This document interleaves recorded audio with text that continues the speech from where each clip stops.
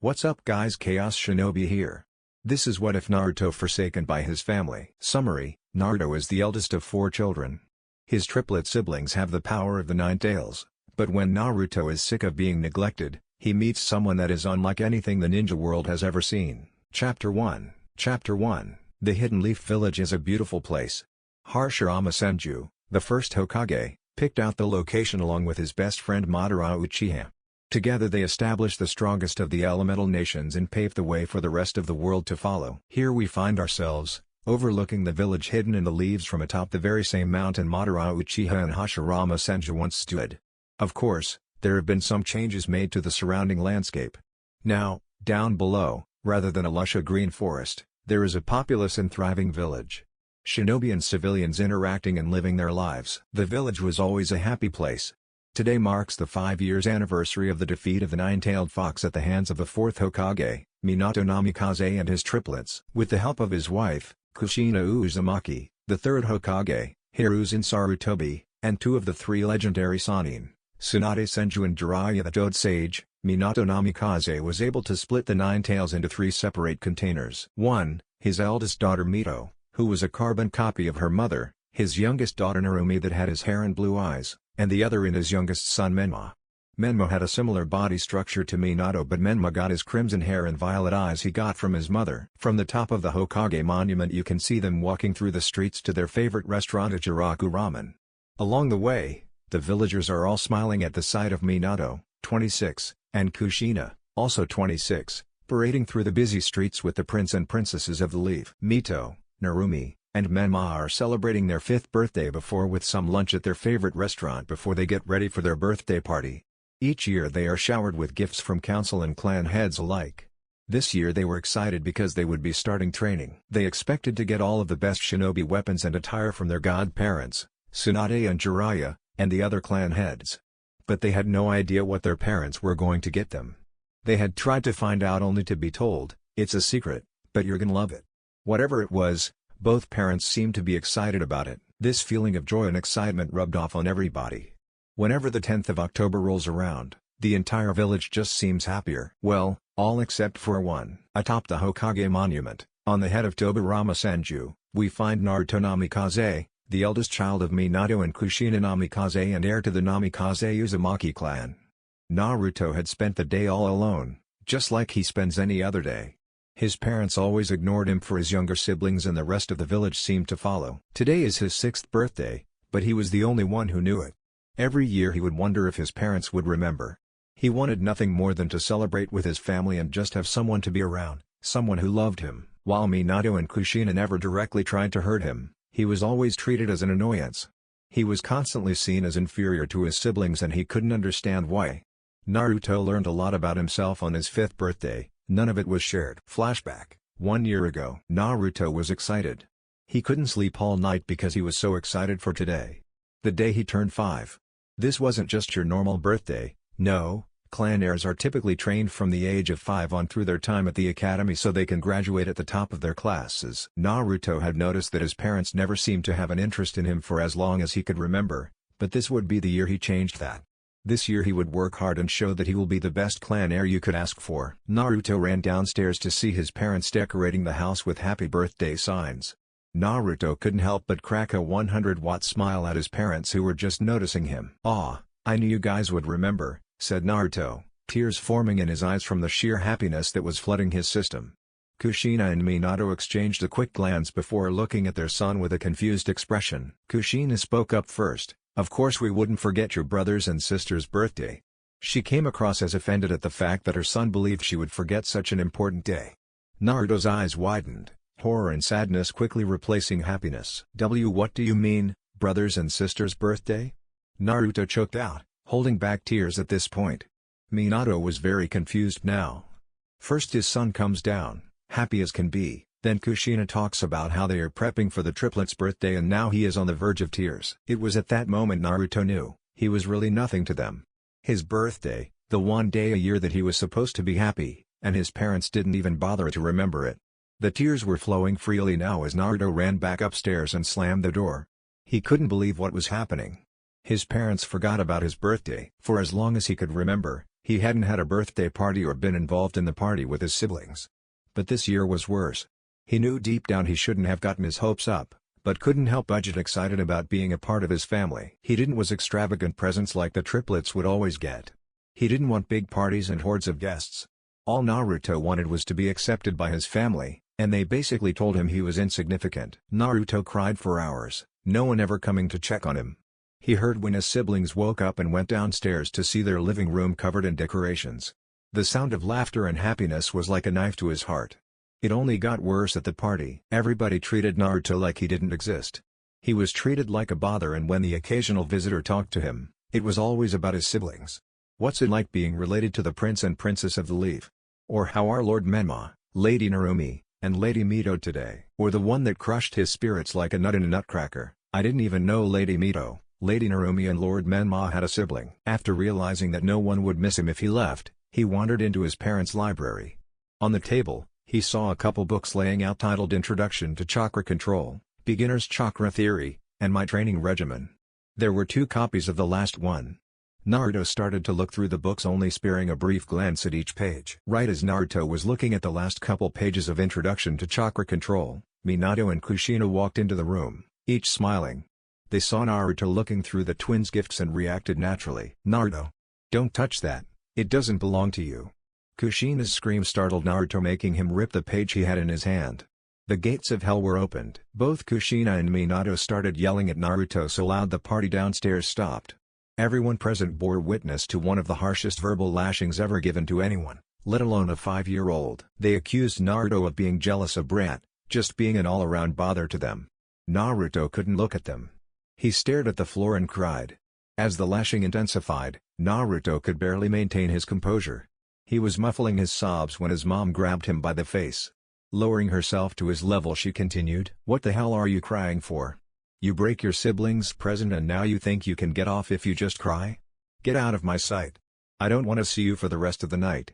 Kushina hollered, inches away from Naruto's face. Naruto dragged himself out of the library and to his room. He didn't sleep that night. Present time, as Naruto thought back, he discovered 2 things. First, he has a photographic memory. All he needs is the slightest glimpse or exposure to something and he can remember it perfectly for the rest of his life. He remembered every single word his parents said to him that night. The mere memory of that night wrecked him emotionally. Naruto had made a few attempts to bridge the gap between him and his family. His father had started to train Mito, Narumi and Menma every day, oftentimes leaving his paperwork for the night so he can fully dedicate himself to the triplets.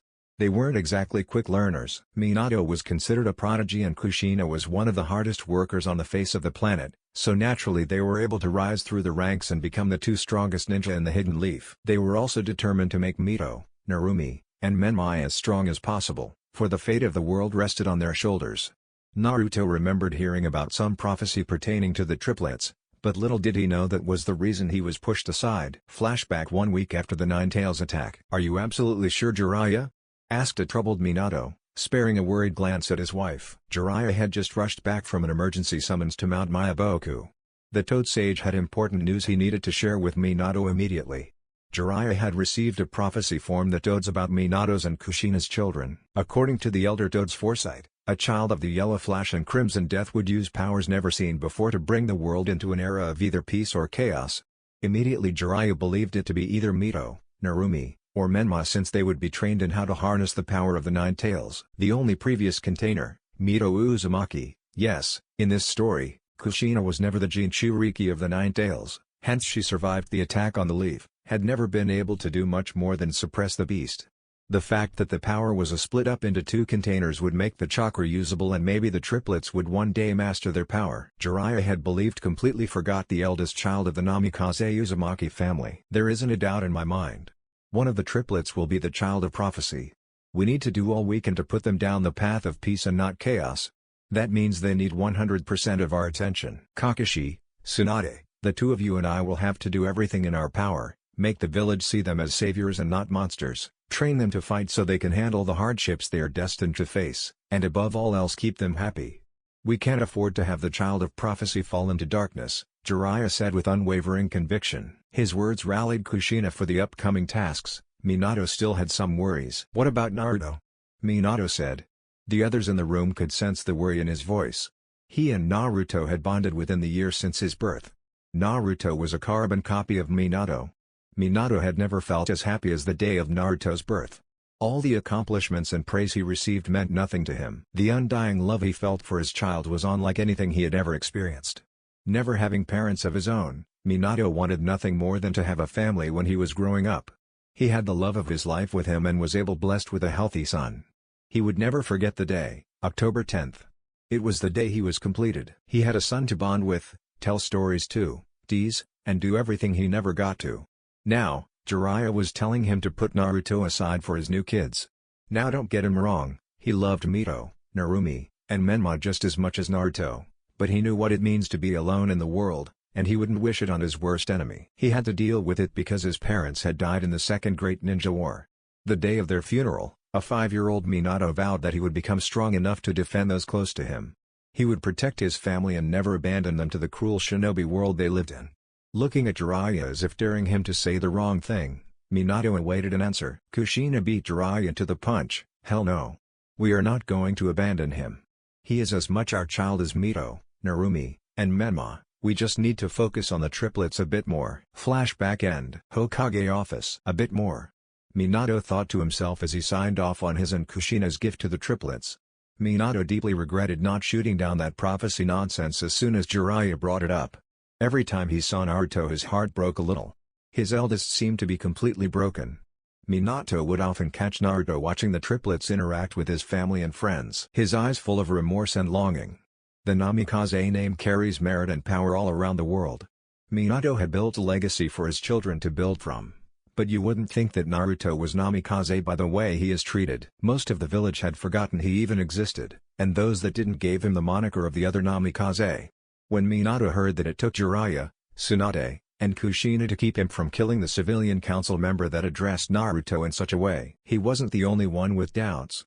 Kushina, while stubborn and headstrong, wasn't entirely sure this was the best course of action. It pained her to see Naruto heartbroken, but she knew that the fate of the entire world was in the balance. She kept telling herself that she just had to make it to the triplets' 5th birthday, then they would start training the triplets. Kushina figured when they started training the triplets things would be easier.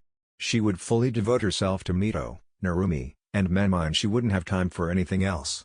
She never went back on her word, and on the day Jiraiya came to her and Minato with the prophecy, she vowed to be the light for her Mito, Narumi, and Menma. She wouldn't allow them to slip into darkness. The pain she felt in her heart never faded though. It got harder and harder for her to see Naruto, so much so that she would often blow up at anything Naruto did and send him away. Her emotions often shifted from sadness to anger in the blink of an eye. Naruto would often get scolded over minor things because Kushina needed to vent some of the anger she held for herself. She figured eventually things would smooth out with Naruto. Today the triplets would start training. Mito was always self-motivated, but would get discouraged easy and Menma's laziness rivaled that of Inara.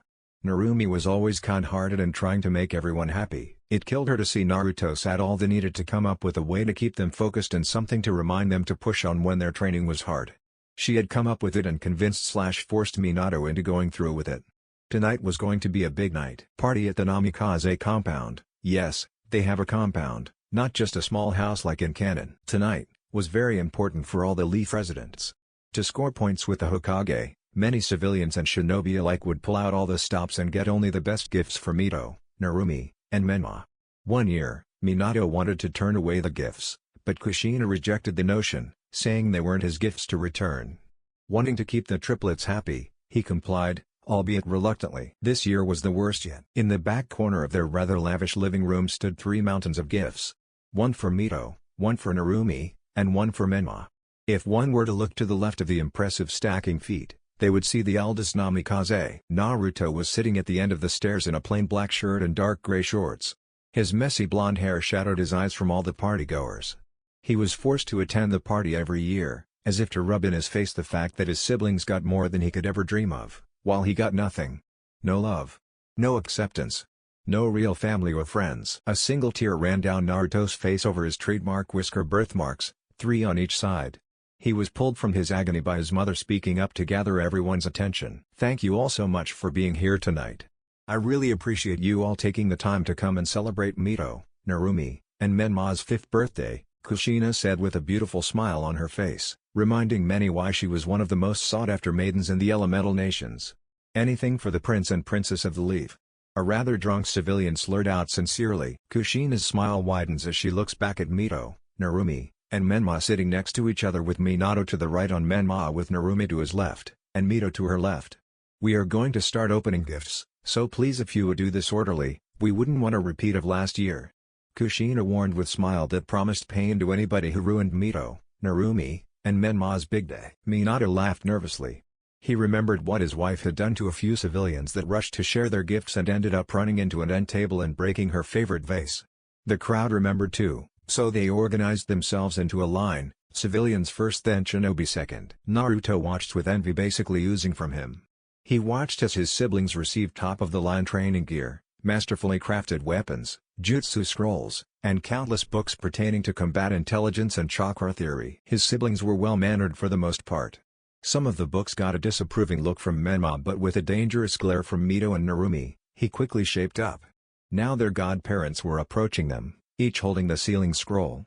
The twins' eyes widened to the size of dinner plates as Jiraiya and Tsunade laid the scrolls on the table, and gesturing for the twin to sign them. With a childish glee, Menma signed the Dode contract and began yelling about how he would become the strongest shinobi ever. Mito and Narumi were much more reserved but still wore a rather large smile as they signed the slug contract. The room was in shock. All the shinobi had heard stories about two of the strongest summons clans, the Dodes and Slugs. They also knew that only a handful of people in history had signed those contracts, putting the prince and princess in some very good company. The onlookers started to applaud as Kushina and Minato rose from their seats. As they were walking to the front of their children, Naruto noticed that his father was holding something in his hand that had the official seal of the Hokage on it. A little curious, Naruto rose and inched his way through the crowd until he was directly behind his parents. When he got there, he could clearly hear something that would change his life forever. Minato quieted the crowd and noticed his eldest had made his way to the front row. A moment of eye contact with Naruto made Minato consider scrapping this entire idea. He wasn't sure he could this to him in the first place, but to do it at a time like this, in front of all the important figures in the village? That would make things immensely harder. Mindo thought that maybe, by some chance, this whole ordeal would go over Naruto's head. He was still a child after all. Stealing his resolve, Minato decided to continue. I would like to thank you all for the gifts, and on behalf of my entire family, I hope you enjoyed the night and we can celebrate like this many more times in the future. Minato cracked a charismatic smile that was reciprocated by the entire crowd. For some reason, Naruto got the feeling that something terrible was about to happen. Looking around, he didn't see anything out of place around the room, so he decided to curb his thoughts and return his attention to his father. We just have one last gift to give to Mito, Narumi, and Menma tonight. Naruto narrowed his eyes, the foreboding feeling returning, but this time much, much stronger than before. As the fourth Hokage of the village hidden in the leaves, I, Minato Namikaze, name Mito Namikaze Uzumaki, the heir of the Uzumaki clan, Narumi Namikaze Uzumaki, the heir of the Namikaze clan, and will personally be training Menma so he can one day take my place as Hokage. The crowd reactions were mixed. The overwhelming majority erupted into a craze of cheers and clapping. Some even went as far as to whistle and scream like they were celebrating a victory in the Chunin exams. A select few knew what this meant. Shukaku Nara, the Nara clan head, and his son Shikimaru stared in disbelief. They knew Naruto and even kind of liked the boy. He was kinda and warm-hearted to everybody, but his eyes held a sadness that is indescribable. They didn't really know what caused the sadness, but now they got their answer. A couple in the crowd looked on stoically. Hiyashi Hyuga and Fugaku Uchiha seemed indifferent towards the news. Behind Minato, Jiraiya and Tsunade were hugging and congratulating Menma and Mito respectively. Both children were the happiest they had ever been in their life. Menma was shedding tears of joy while he buried himself into Jiraiya's chest, laughing and smiling the entire time. Mito was uncharacteristically expressive too. She was smiling and openly laughing with Tsunade, going as far as to jump off her chair and into Tsunade's waiting arms. Narumi ran and gave her father the biggest hug imaginable. The celebrations were cut short when there was a sudden explosion of chakra in front of them. All eyes widened at the display of power and jaws became acquainted with the floor when they saw who was emitting this suffocating presence. In the center of the room stood Naruto, shooting a glare at his father that would turn Medusa to stone. Around him whipped vicious wisps of light blue chakra, tearing up floorboards and blowing back civilians and shinobi that were unfortunate enough to be nearby. His eyes held pure rage and betrayal, while his body released more chakra than the average jonin. His parents looked at him with wide eyes, for several reasons. The first of which was they didn't know that Naruto had awoken his chakra. Secretly Naruto had been training in chakra control and studying chakra theory at the public library. He naturally was able to mold his chakra easily, making the tree walking exercise and water walking exercise child's play for him. He had even asked Tsunade for some basic medical ninjutsu he could train in, but was sharply denied. The second reason was the sheer amount of chakra he was emitting. While the Uzumaki blood ran strong in his veins, even a full-blood Uzumaki's chakra reserves were dwarfed by Naruto's. If he has the equivalent to a Jonin at the age of 6, what will he be like when he gets out of the academy? Or even after that? Or even after that? Miyando's thoughts were almost identical to the thoughts of Tsunade, Kushina, and Jiraiya. Naruto cut their thoughts short as he took a step forward, the wood floor splintering under his feet. "Excuse me?" said Naruto, far too calmly for the situation he was in. "If I heard you correctly, you just took away the only thing that this family has ever given me." Naruto continued to walk towards his parents, snapping them out of their trance. "Naruto, you don't understand. We were just..." Kushina was cut off when Naruto's chakra jumped up to a whole other level. Kakashi looked at Naruto in awe. "He's radiating more chakra than I have." He was interrupted from his thoughts when Naruto spoke again. "I don't understand? I don't understand?" Naruto yelled, releasing even more of his stored chakra, shattering windows and blowing everything in the house away like a tornado. "Let me tell you what the fuck I understand. None of you care about me. You ignore me for years because of those three, and now you take the only thing I ever had. The only thing that ever proved that I existed." Naruto continued as tears were flowing freely down his face. "Do you know what today is?" he asked his parents. Most of the crowd was trembling at this point from the sheer chirka being whipped around the room. "Do you?" Naruto hollered, making everyone in the room wince. At a loss for words, Kushina and Minato tried to talk but nothing came out of their mouths. The sadness and neglect in Naruto's eyes was replaced by pure rage. Minato's eyes widened in realization, but before he could speak, Naruto did. "Today's my birthday," Naruto yelled so loudly even a certain pink-haired Banshee councilwoman was shocked. The room fell into a state of disbelief. Minato and Kushina stared at their son. Shock, sadness, self-loathing, all fighting for control over their emotions. Now they understood why Naruto always acted the way he did on this day. For 5 years, it hadn't been his birthday, it had been the triplets' birthday. Never had he been acknowledged alongside the triplets, he had always been alone in the shadow of the triplets. He wasn't there voluntarily. He was put there by his parents and godparents. Their obsession with the prophecy and the triplets had made it impossible for him to get the one thing he wanted: love. He felt unwanted by his parents and unloved by his godparents. He was sick of it. He may be 6, but he had the intelligence of an academy graduate. He was a genius, a prodigy, but his parents wouldn't have known. They never took an interest in him. Naruto remembered all of it. Each painful rejection, each unwarranted chastising, all of it was burned into his mind because of his photographic memory. Tears started to fall from his parents' eyes, but Naruto didn't notice. "Maybe it would just be better if I just didn't exist," Naruto yelled as the entire house was enveloped in a bright flash, and when everyone recovered, Naruto was gone. Minato was the first one to snap out of his daze. "Anbu," he yelled uncharacteristically loud. In the blink of an eye there were 4 masked figures in generic Anbu garb kneeling in front of him. "Find him. Please find my son." As soon as Minato finished, the Anbu dispersed, mobilizing 4 battalions of Anbu and other shinobi to find the eldest Namikaze. Minato turned to his family to see a troubling sight. Instead of the happy laughing children he had seen moments ago, Mito, Narumi, and Menma were trembling and being comforted by the 2 Sannin. Then he looked to the left and saw his wife. She was a combination of sad and enraged. She was in a heap on the floor crying, rethinking everything they had done to this point. Minato could only hope that his Anbu found Naruto before he did anything to harm himself. Top of the Hokage monument. A very drained and pissed off Naruto laid flat on top of the second Hokage's stone face. His emotions were a hurricane of sadness, rage, and disappointment. He had trained himself into the ground for the past year to try and impress his parents. He just wanted to be accepted by his parents and godparents, so he trained. Every waking moment was dedicated to bettering himself and further enhancing his natural abilities. This wasn't how he wanted to reveal them. He just wanted his family to be happy for him. He just wanted them to be proud of him, not treat him like a nuisance. Naruto cried quietly to himself, looking off the edge and considering jumping. He was interrupted by a ruffling in the bushes behind him. He expected it to be one of his father's Anbu, but was surprised when instead he came face to face with a particularly unique character. In front of him stood an 18-year-old who looked like he was in his early 20s. He had shaggy brown hair that sat in a sort of organized chaos on top of his head. He stood just shy of 6 feet, and wore black sweatpants that covered his legs completely.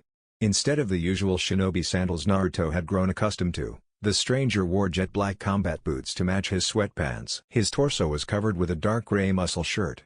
Black straps could be seen wrapped around his body supporting the sheath for two 9-inch black-bladed Bowie knives. The stranger was spinning one in his hand like it was second nature. The knife whipped around his hand in a blur, but looked completely natural. The hilts were a vibrant gold, while the handle was covered in black leather. The knives were placed parallel to his spine and on either side. His build was on the larger side. His chest and stomach was out in the open, covered only by his skin-tight muscle shirt. The shirt did little to veil his battle-hardened body. His chest and abs were well defined and you could make out every detail in his arms. His body is like Captain America as soon as he got out of the pod. Over everything he wore a brilliantly gold cloak that was open in the front and rimmed with black outlines and accents along the edges and pockets. He had a weird design on the back of the cloak that looked like a small Star of David within another larger Star of David. The stars were connected by many extravagant lines and tomos encircling the design. The design was perfectly symmetrical as if it were meticulously created. Around his neck was a golden necklace with a white gold anchor charm in the center of his chest. Lastly, on his back were two identical swords. Each had a handle that was 1/4 of a meter, covered in black leather like the knives on his back. The blades were exactly 1 meter long. The hilts were covered by some sort of medical bandage that sealed the swords in their sheaths. The details of the blades remained secret to any onlooker. His neck was exposed, showing a few nasty-looking scars that seemed to run down onto his torso. His face and jawline were very prominent, lacking any kind of fat or excess weight. His face was absent of scars but his eyes were piercing. The gold around his pupils seemed to glow in the dim lighting of the forest. His eyes expressed wisdom beyond his age, interesting Naruto to no end. Naruto couldn't take his eyes off the man as he approached. His stature and demeanor demanded respect, but it was well deserved. On top of the confidence that came off him in droves, he had the most welcoming aura Naruto had ever experienced. Something just made you want to be around him. As he got closer, Naruto just seemed to be at ease. All the emotions that were running rampant in his mind were all calmed in his presence. He carried himself like a deity, his steps making no noise. The moonlight reflected off his cloak to give his overall appearance the mystical feel. "You know, I've thought about it too," the mysterious stranger said as he took a seat next to the still-standing Naruto. He continued with his gaze fixed on something in the distance. "How easy it would be to just end things now. Nobody would miss me. All the pain I feel would finally end. I wouldn't be alone anymore." Naruto noticed his neighbor's eyes changed from welcoming and comforting to extreme sadness. "What did you have to go through to carry that much sadness?" "It turns out somebody else had different plans," the man said with a slight chuckle as he took the knife in his right hand, rolled up his left sleeve to his elbow, and cut his left wrist all the way down his veins. As blood started to pour out, Naruto began to panic. In a shaken hurry, Naruto grabbed his arm and tried to apply pressure to the wound. As he pushed down, he felt something shifting under his hand. As Naruto removed his blood-soaked hand from the stranger, he watched in awe as the wound rapidly closed, leaving a bit of steam as the skin reconnected. Naruto looks up to meet the eyes of the stranger, his eyes begging for answers. His curiosity was met with a low chuckle from the stranger. "Imagine my shock when I jumped to the building to end it, but everything grew right back just like before I landed." He fixed his sleeve and returned his gaze to Naruto. The look of compassion and acceptance had returned. "It took me trying it to realize it was the right choice. People like you and me, we may be pushed aside. We may get left out or ostracized. We may be hated and even hunted to the ends of the earth, but it's our responsibility to do as much good as possibility. We can't let their ignorance and stupidity be our downfall." The man stood up and walked away from the edge. Once he was about 10 feet from the edge, he extended his right hand and opened his palm. In a flash of brilliant rainbow-colored flame, the same flames as the dragons in Avatar, The Last Airbender, a 2-meter golden staff appeared in his hand. Upon closer observation, one would notice the black indentions running all through the length of the staff. The tip facing Naruto had what looked like spread eagle wings, and in between the two wings was a gem that was constantly shifting colors like it was alive. On the back end there was another gem, but this one was pitch black, making it look almost like the tip of a kunai. "I see too much of myself in you, Naruto. I see the pain and sadness in your eyes that I carried when I was your age. I want nothing more than to help you, to give you the one thing you always wanted," the man said as he turned to Naruto with his left hand extended. "I'm asking you to trust me. If you want to be strong, I'll make you the strongest shinobi on the face of the planet. If you want to travel the world, I'll take you along for the ride and we can see everything the elemental nations have to offer. As much as you want a family, I want one too, he said as he took a few steps toward Naruto, his left hand still extended. Naruto didn't know what to do. Just after his parents had finally confirmed his worst fears, he had this teenager come and offer him everything he ever wanted. Naruto wanted to be skeptical. If his own family didn't want anything to do with him, then why would a stranger? As his internal war raged on, he didn't notice the man walk towards him and embrace Naruto. Every doubt he had in his mind was erased right there. He felt the sincerity in what the man had told him. He could feel the desire to help and tears began to form in his eyes. He had never been hugged like this by his family. They rarely spoke to him and outright avoided physical contact. In this man's arms, he felt something he hadn't in a while. A rush of every positive emotion he hadn't experienced in years. Happiness, relief, and acceptance flooded his mind as he buried himself in the chest of this stranger. Thank you. Naruto choked out as he tried to maintain his composure. Ace. My name is Ace, the former stranger sharer. You aren't alone anymore. I will always be there for you, Naruto. Happy birthday, Naruto. Ace released his staff as it disappeared in the same flash it appeared in. He pulled out a necklace like his own from his right cloak pocket and put it around Naruto's neck. He then fully embraced the boy, feeling many of the same emotions as Naruto. As tears fell from their eyes, they knew one thing. They weren't alone anymore. Chapter 2. Time skip 11 years. A 17-year-old, shirtless blonde rose out of bed at 7 a.m. like he had every day for the past decade. He walked out of his room and into the bathroom to go through his usual morning routine. When he got in front of the mirror, he got a good look at himself. Long gone was his child body he had when he met Ace. It was replaced by the type of body girls can only dream of. The muscles of his chest and stomach looked like they were carved in granite. No real deposits of fat existed on his body, so with the absence of his shirt, you got to follow each individual muscle and all its movements. His muscles were much denser than a normal shinobi as well, making his skin seem like it is reinforced and hard to pierce. Below the belt, Naruto had legs that could carry him for days and not give out. His punches and kicks were strong enough to shatter bones like glass and pierce iron like paper, but his strength was something that he considered his weak point. Naruto focused more on speed. Without his resistance seals, Naruto was faster than the current Raikage with his lightning armor active. Early in his training he realized that there were certain things he would never catch Ace in. Strength was one of those. Ace's bones were made out of some sort of metal that he boasted was the strongest metal in existence. Comparing Ace's strength to that of Tsunade Senju would be like comparing a professional weightlifter to a newborn. For the first 5 years, Ace wouldn't throw punches at Naruto in fear of permanently damaging him. As Naruto grew up, he naturally became tougher and stronger than anybody in his generation. All those ass-kickings by Ace were at least good for something. Naruto could confidently say that he could best nearly everyone in a strictly taijutsu fight. He wanted to fight against Guy when he had opened the 8 gates, but hadn't had the opportunity. Naruto didn't consider what he did as training. Ace was a slave driver and would work Naruto till he couldn't walk every day for the past 10 years. His body was constantly sore and his head always hurt from memorizing new things. Every day, Naruto was with Ace from 7 a.m. to 11 p.m., working on whatever Ace had planned for the day. Usually, the first and last hour were used for meditation on the day's techniques.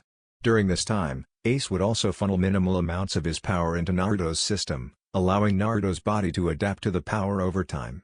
They would sit back to back and Ace would manifest what is power. Ace's power was unlike anything Naruto had ever seen or heard of. For one, Ace didn't use chakra. Instead, Ace described his power as the ability to manipulate energy itself. He said that where he was from there were 5 kinds of people. The first of which had the rapid regeneration he had demonstrated the night they met. The second group had the ability to control matter and energy with their mind, or telekinesis as Ace called it.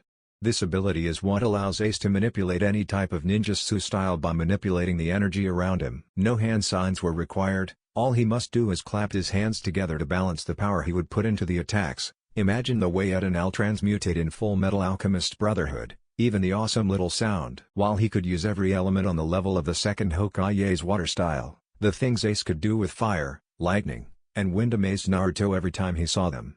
Ace's fire required ridiculous amounts of water to put out and would burn hot enough to melt stone and steel like butter. He could mold it into almost any shape of form he could imagine. Naruto still had a few scars from when Ace chased him around with the Rainbow Fire Tiger. Lightning and wind were just as remarkable. His telekinesis powers weren't restricted to energy. They could manipulate matter in the world that Ace's presence touched. excluding people and other living animals. He must touch animals and humans physically, then he could move them with his mind. He could also summon beautiful golden and black vectors, as Ace called them. They looked like giant 2D circles that had many designs around the center. Think the magic circles from early on in Fairy Tail. These would appear wherever Ace designated. These produced a force that will push anything in front of it. Naruto had also noticed that Ace could manipulate his body with telekinesis as well. More than once Naruto had rushed Ace thinking he had an opening, only for Ace to contort his body around and land a bone-crushing hit to his jaw. The third power Ace had was telepathy. He could read the thoughts and sense the presence of anybody within a mile of him. He could alter the memories and reality someone would see if he concentrated hard enough. Naruto was put through a very intense mental conditioning thanks to this power. Now Naruto was impervious to all genjutsu thanks to the absolute mental defense Ace helped him build. Ace could also control someone if he makes eye contact. Looking into his eyes in a fight was like signing your own death sentence.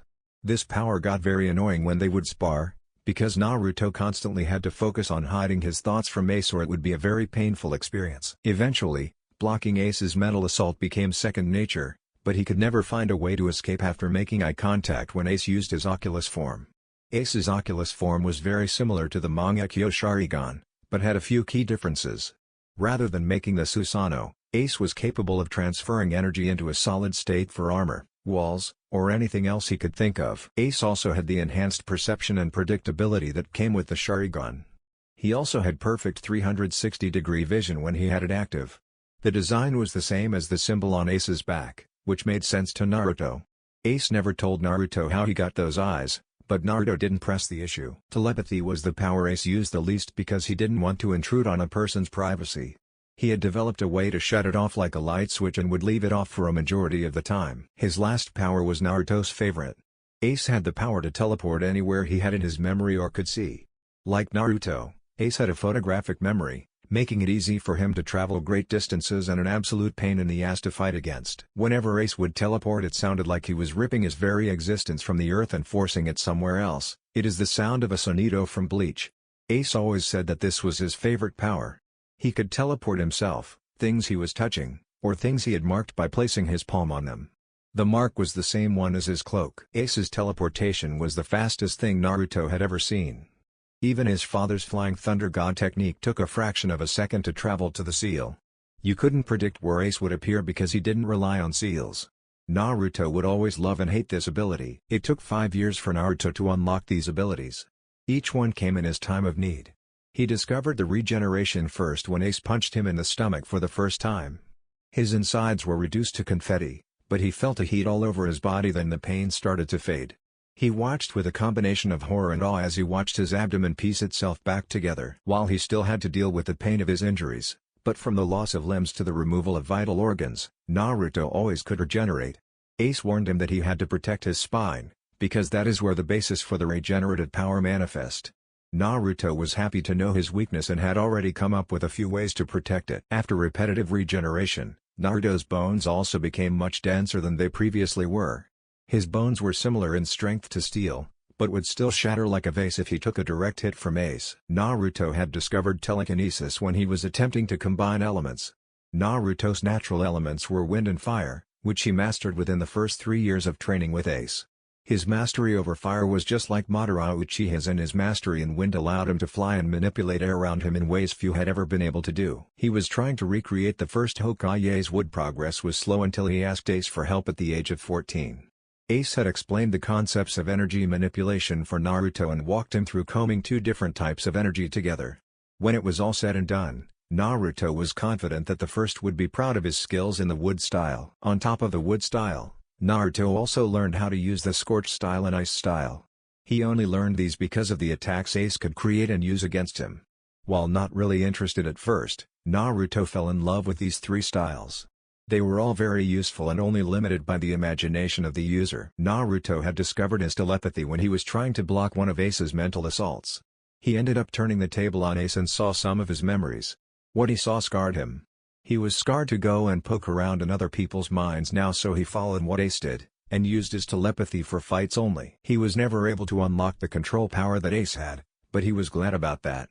A power like that would be too tempting to use, and Naruto didn't trust himself with something like that. Funny enough, Naruto had discovered his last power, teleportation, mid-ass kicking.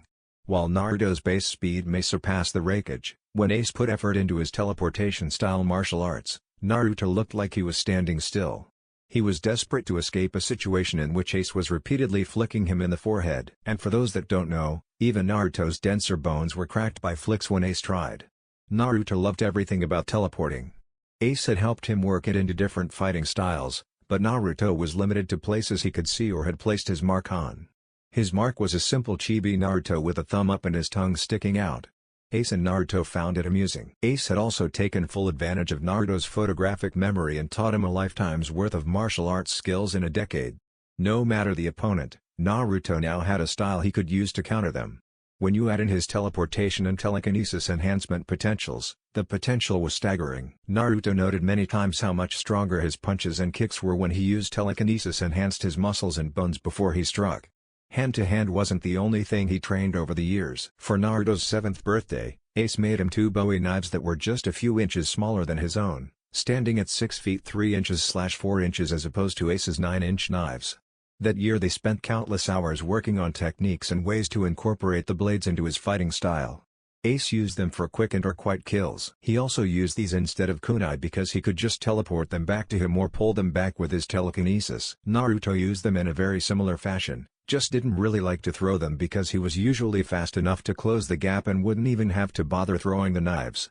He knew Ace had specifically crafted all his weapons so wasn't going to change much from how Ace used them. For his 8th birthday, Ace made Naruto a staff like his own.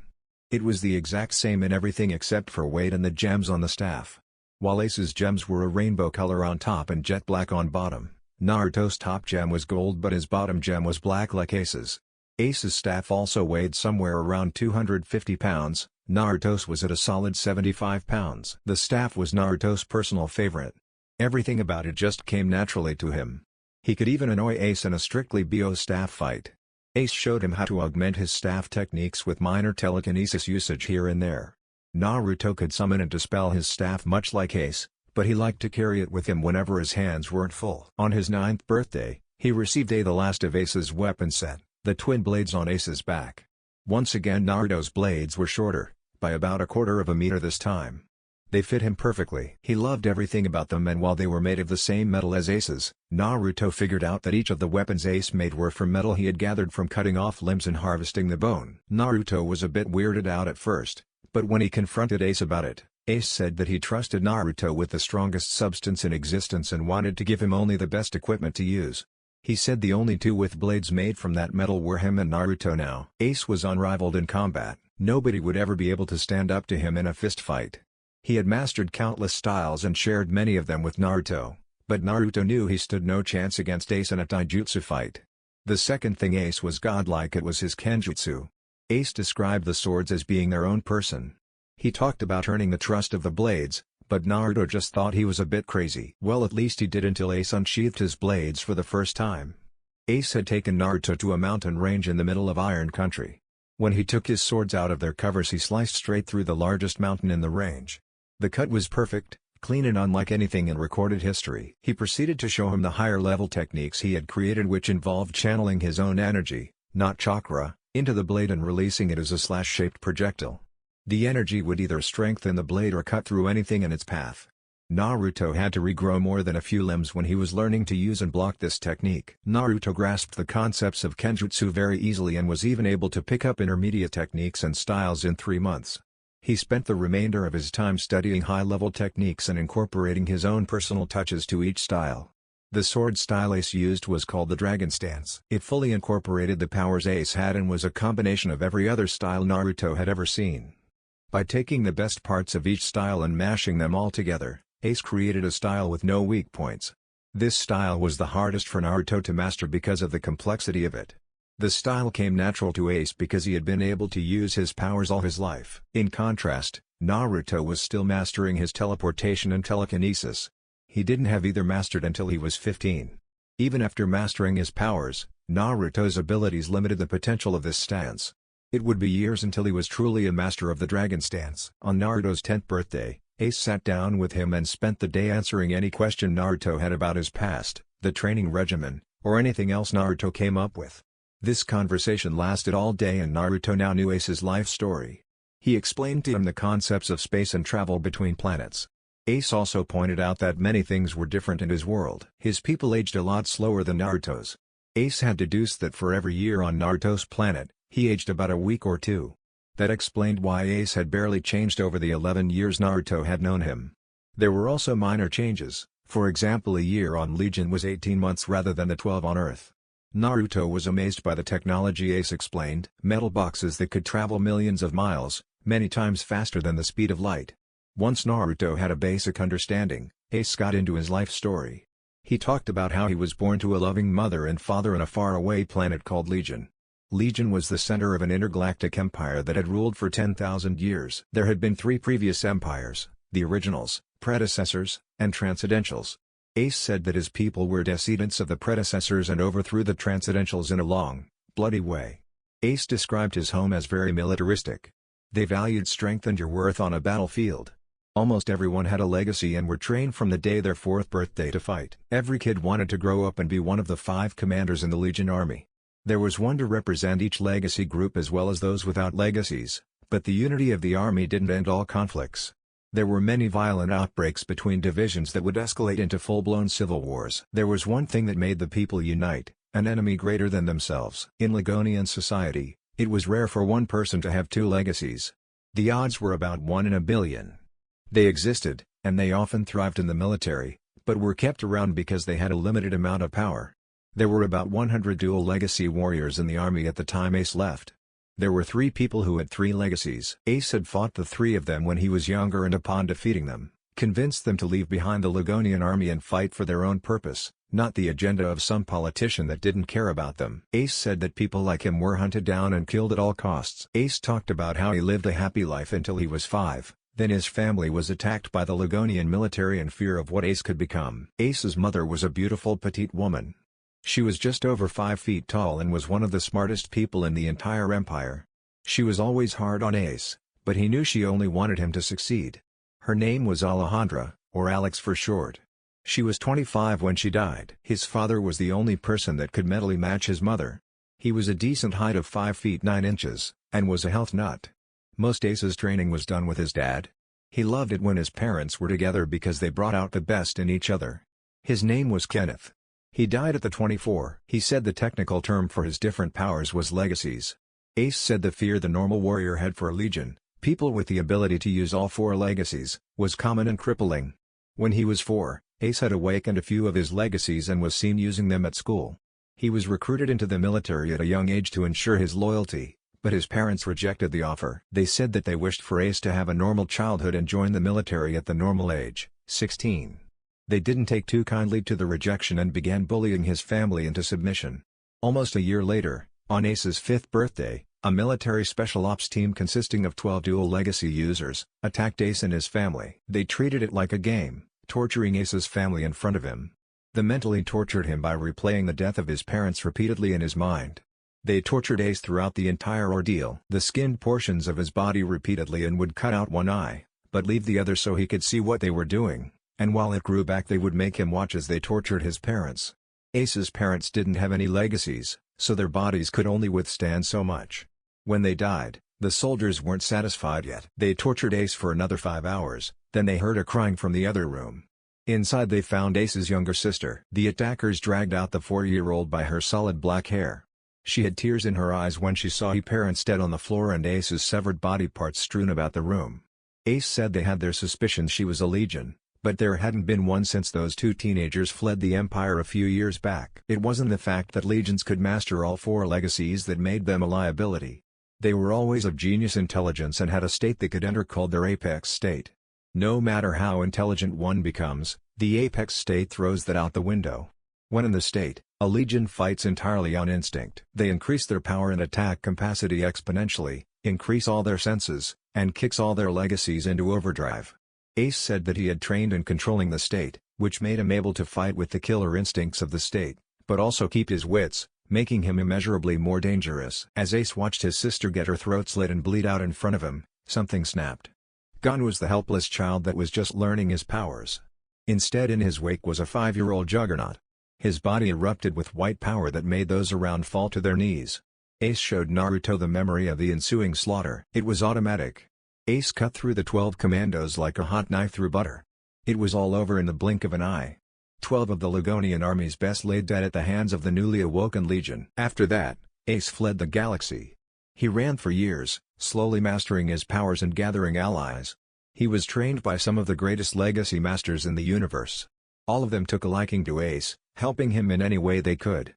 They all died protecting him when he was cornered by the full might of the Ligonian military. At the age of 14 he met his first love. One of the unique things about legions and they always come in pairs. They always ended up meeting eventually. It was fate. She had a very different life than Ace. Her name was Olivia, and she grew up as the only child of a royal telepath family. She got everything she ever wanted and hadn't struggled with anything until she met Ace. He had broken into her house to get food after evading the local authorities. She was the one that found him and engaged him in a one-on-one duel. It was a rather one-sided affair. Olivia was completely outmatched. She had been pampered all her life and when she met her first real competition, she was anything but prepared. Ace had shown her the error in her ways and opened her eyes to some of the harsh realities they would have to face. While they had the same base abilities, Ace had far surpassed her. She knew that they would also have to stick together to survive. Her family couldn't hide her powers forever. In a knee-jerk decision, she chose to accompany him when he left. She kept in touch with her family, but her life would never be the same. Ace told his story with so much compassion. It scared Naruto how quickly Ace's eyes went from love to absolute sorrow.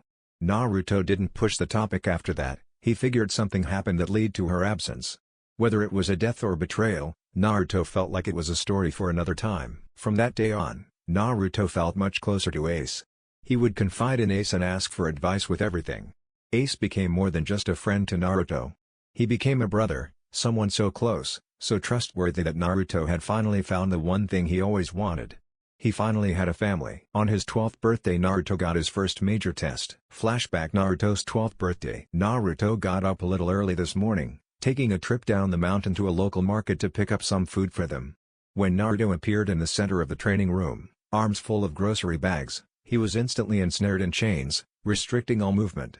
The chains were split between gold and black and looked indestructible. Initially he believed that his mother had found him after all these years.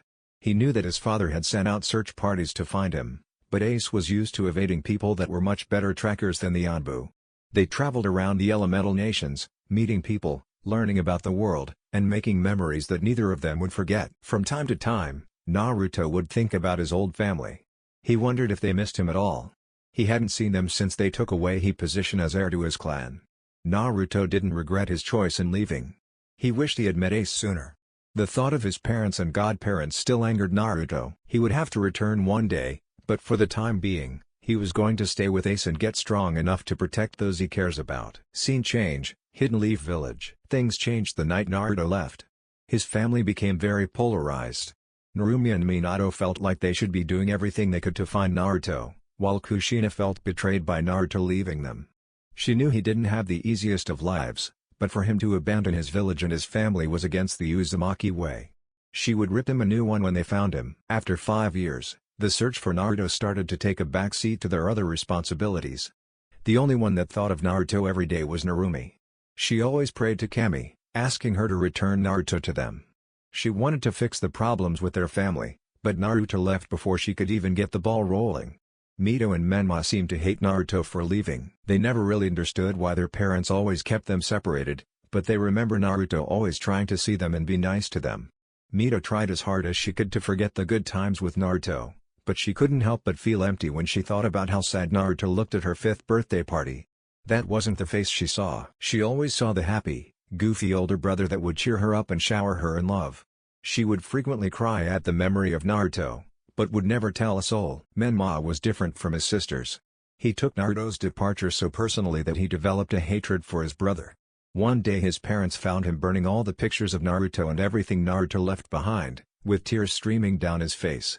His parents tried to get him to talk about his feelings, but Menma closed himself off. He was determined to get stronger. He would find his brother and make the fool regret being born. The Namikaze Uzumaki children never wanted to celebrate their birthday anymore. They usually spent the day alone, training or reflecting on themselves. Their eyes had been open the day Naruto left. They had a new motivation. They were going to find their brother and bring him back. One was or another. Flashback within a flashback. Minato's home office, 1 year before Naruto's departure. Minato was at a particularly low point now. In front of him was Jiraiya ranting about how the Toad Sage had changed his prediction. "Minato, we have to do something. The sage is telling us specifically so we can make sure that we prevent anything bad from happening. The prophecy changed to the child of the Yellow Flash and Crimson Death. The child shrouded in darkness will use powers never seen before to mold the world how they see fit. We can't allow Mito, Narumi, or Menma to be shrouded in darkness. I don't care what we have to do at this point, this take priority." Jiraiya was worried. The term shrouded in darkness was never used in a good way. He had already talked to Tsunade about making Mito, Narumi, and Menma their only focus. She didn't object. She had gotten very close with Mito and Narumi. Tsunade always wanted a daughter, and Mito and Naru were as close to one as she would get. She was also fond of Menma because of how much he reminded her of Nawaki, her little brother. Menma was always yelling about how he would be the best Hokage ever and make his parents proud. She couldn't help but like the kid and have the desire to keep him and his sisters safe. Kushina and Minato were torn between what they believed was the fate of the world and their own family. They knew that if they went through with Jiraiya's plan it was likely Naruto would cut ties with them. It pained them to see their son alone, only making it worse when he would inquire about his treatment. Minato always tried to let him down easily. His mother and godparents were rather blunt. Kushina hated herself for putting her son through this, but at the end of the day, if she had to forsake one person to save the world, she knew she had to do it. It would be selfish and irresponsible for her not to do everything she could to ensure the peace her, Minato, Jiraiya and Tsunade have always wanted. She put all her hope into explaining it to Naruto one day. She knew that her son would understand and not hold any hostilities towards her and would even agree with her methods, or so she thought. Tsunade never was fond of Naruto. She wasn't around for the first year he was alive, arriving just a week before the Ninetales attacked the village to help with Kushina's delivery. She just never got close to him, nor did she really try. She of course was busy, but would put time aside for Mito, Narumi, and Menma. When she looked at Mito she saw her surrogate daughter Kushina, and when she looked at Menma she instantly saw Nawaki. Narumi was so kind and gentle, she would instantly melt away Tsunade's hard exterior. The joy that swept through her when she was with the triplets was exactly what she always wanted. Naruto was never given the same privilege. She just never really was interested in him. She couldn't explain why, but she had brushed him off for years. The thought of it sickened her, but she always remembered the prophecy of the Toad Sage. The day of Nawaki's death she vowed that she would put an end to the senseless violence of the shinobi world. She now had her chance to mold the ones that could bring about the long-sought-after peace. She wouldn't waste this opportunity. Jiraiya was upset. No, he was livid. He never had a family, being a war orphan.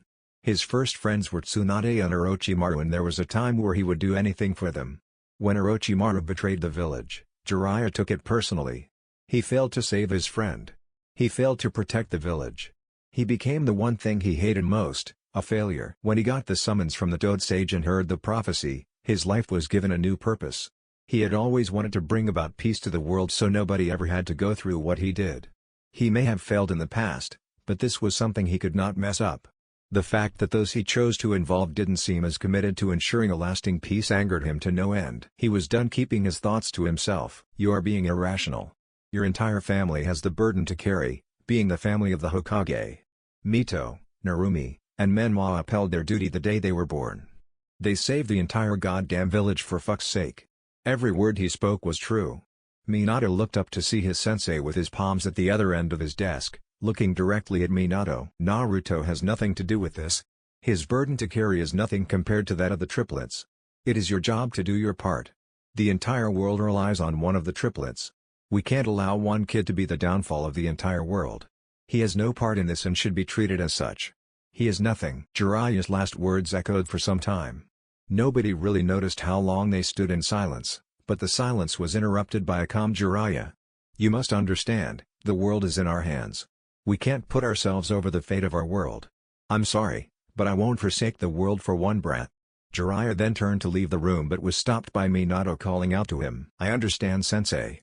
We know what must be done. I just hope Naruto will forgive us when the time comes," he added in his head. As they filed out of the office, they didn't realize a small blonde boy sitting behind one of the open double doors. Nothing," Naruto mumbled over and over again as tears fell silently down his face. Flashback end. Scene change, Naruto and Ace's home, Land of Iron. Naruto grit his teeth just thinking about his family again. He knew that when it was time for him to become a shinobi, he would have to return home, but he hated the idea of it. It made him feel sick with anger. He had made a promise to Ace that he would give his family a chance when the time came, but Naruto knew he would have little patience for them. Naruto was interrupted from his musings when he heard Ace say something. "What? I didn't hear you," Naruto responded, trying to find his brother figure. Ace slowly made his way out of the shadows and walked towards Naruto, who was still chained in the center of the room. Ace was wearing a different cloak today. Rather than his usual divine, gold cloak, he now wore a cloak of similar design, except the color scheme was swapped. The vast majority of the cloak was black, with white trimmings, symbol, and accents. That wasn't the most startling thing though. When Naruto met Ace's eyes, he felt a chill run down his spine. He no longer had the warm golden eyes Naruto had gotten used to. Instead, his eyes were replaced with his oculus form. "I said happy birthday, Naruto." His voice sounded slightly on edge, which made Naruto tense. "Is there any reason as to why you have me chained? Don't tell me you have some sort of bondage kink, Ace," Naruto said with a mischievous grin. Ace, caught off guard by the joke, erupted into a fit of laughter. They both laughed for about 15 seconds before Ace gathered himself. "Naruto, usually I give you some sort of weapon for your birthday present," Ace said in the tone Naruto was used to, smooth and comforting. "Well, up until now, you have only had access to half of your true power. For your birthday present, I'm going to unlock the second half of your power." Naruto's face lit up. He had been training his ass off for the past years in order to get strong. He wanted to be able to protect those precious to him, which for the moment was only Ace. He hoped to find a nice girl later in life and start a family, but it was hard for him to make friends. He spent a majority of his time training with Ace, but would also go and mingle with the citizens they came across during their travels. He would oftentimes hear stories about the prince and princesses of the leaf. He would hear the rumors about him. "I heard he attacked his family on his sibling's birthday. I wonder what the Hokage would do to that little monster." "He's not a monster. He's just the failure of the leaf. He is the disappointment. He will never be anything else." Naruto knew exactly where these names came from. All those years ago, when his family stripped him of his birthright in front of all the important villager and shinobi, it was the same as saying that he wasn't worthy of carrying on their family name. If his own parents didn't see him as good enough, how could he expect the simple-minded villagers to see him any differently? He was always insulted as a kid. Mainly by Sakura Hirano and Kiba Inuzuka, sometimes Menma would also jump in. Naruto planned on returning to the leaf the year his siblings would be graduating, and he would hope that he wasn't placed on a team with anyone that he couldn't stand. When it came to Menma, he idolized Jiraiya. He loved everything about him, even started to take after his perverted tendencies. He started to copy Jiraiya, including how he treated Naruto. To put it simply, it was antagonistic. Jiraiya saw Naruto as the reason Minato and Kushina might forsake the world. He would snap at him, yell at him, send him away, and even go as far as to insult Naruto. He always heard from Jiraiya that it would be hard to put Naruto aside, but that he had to do it, for the sake of the world. Menma took those words to heart. Nobody knew the truth. They didn't know that at the age of 10, Naruto could take on any jonin in the village. They were too blind. They were foolish, and they deserved to pay. For some reason, when he was at his lowest points, he would hear a voice in his head telling him to kill them all. The voice's favorite line was, "They don't deserve your mercy." To an extent, Naruto agreed with the voice. While he knew that eventually he would be able to fight and defeat his parents and godparents, but the voice seemed to strengthen Naruto. It made him feel like he could fight the Sannin, Yellow Flash, and Red Death. Ace would oftentimes calm him down, but the voice never went away entirely. "It's been harder to control your emotions, recently hasn't it?" Ace asked, as if he were reading Naruto's mind. The look on Naruto's face told Ace all he needed to know. "Let me tell you a little about the half of your power that is still sealed." Ace pulled his hand from his side and a portion of the stone floor shifted upwards, allowing Ace to sit casually on it. "Much like chakra has a yin and yang, your power has a light and a dark." Ace then started to release his power, a golden and black aura. The ground around Ace shattered at the slightest release of his power. Naruto was always amazed at the density of Ace's power. Ace made the air feel like it became a solid object whenever he released his power. Naruto was glad that the chains were holding him up, because if they weren't, just standing would have been taxing. "The gold in my power is the light side. It is what I have been training you to use. This energy focuses on the happy emotions you feel and naturally limits you because of that. The gold energy is called aura. The black energy consists of all the negative emotions and memories I hold. The black energy is called killing intent. Ki is much harder to use, because in order to master it, You have to accept all of the bad things that have happened to you over the years. This power is only obtainable to the highest caliber Legion. Ace stopped channeling his aura/ki but continued to restrain Naruto. He pulled up a chair next to Naruto. Ace rose from his seat and put his hand on top of Naruto's head. I think you are ready to conquer these demons. You are going to lift the limit yourself, so on the count of 3, I'm going to break down the natural barriers your mind had put up. It is going to be a struggle and will likely take a few days. I'm going to restrict you the entire time, not for my safety, but for your own. This power will throw off the balance you have obtained over the past 5 years, but if you can master this power along with your aura, you would be the greatest force the Elemental Nations has ever seen. Ace ruffled Naruto's hair a bit then began to channel some ki into his hand. Prepare yourself, Naruto. 1. 2. Naruto only heard half of the last word before he was pulled into his mind. Naruto opened his eyes to see a plain white room about the size of a football field. He walked towards the center where he saw a figure sitting alone in the darkness. The only source of light in the room was what seemed like a lone spotlight that was directly above Naruto. He approached the figure and was shocked when he got a good look at the figure. The figure was an exact replica of him with a few key changes. For one, the figure's eyes were solid black, jet black hair, and weird black markings running up and down his body, like Akame's during her fight with Esteeth in Akame ga Kill.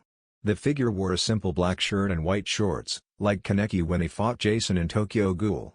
He looked up and made eye contact with Naruto. The moment their eyes met, Naruto saw all the hardships he has had in his life.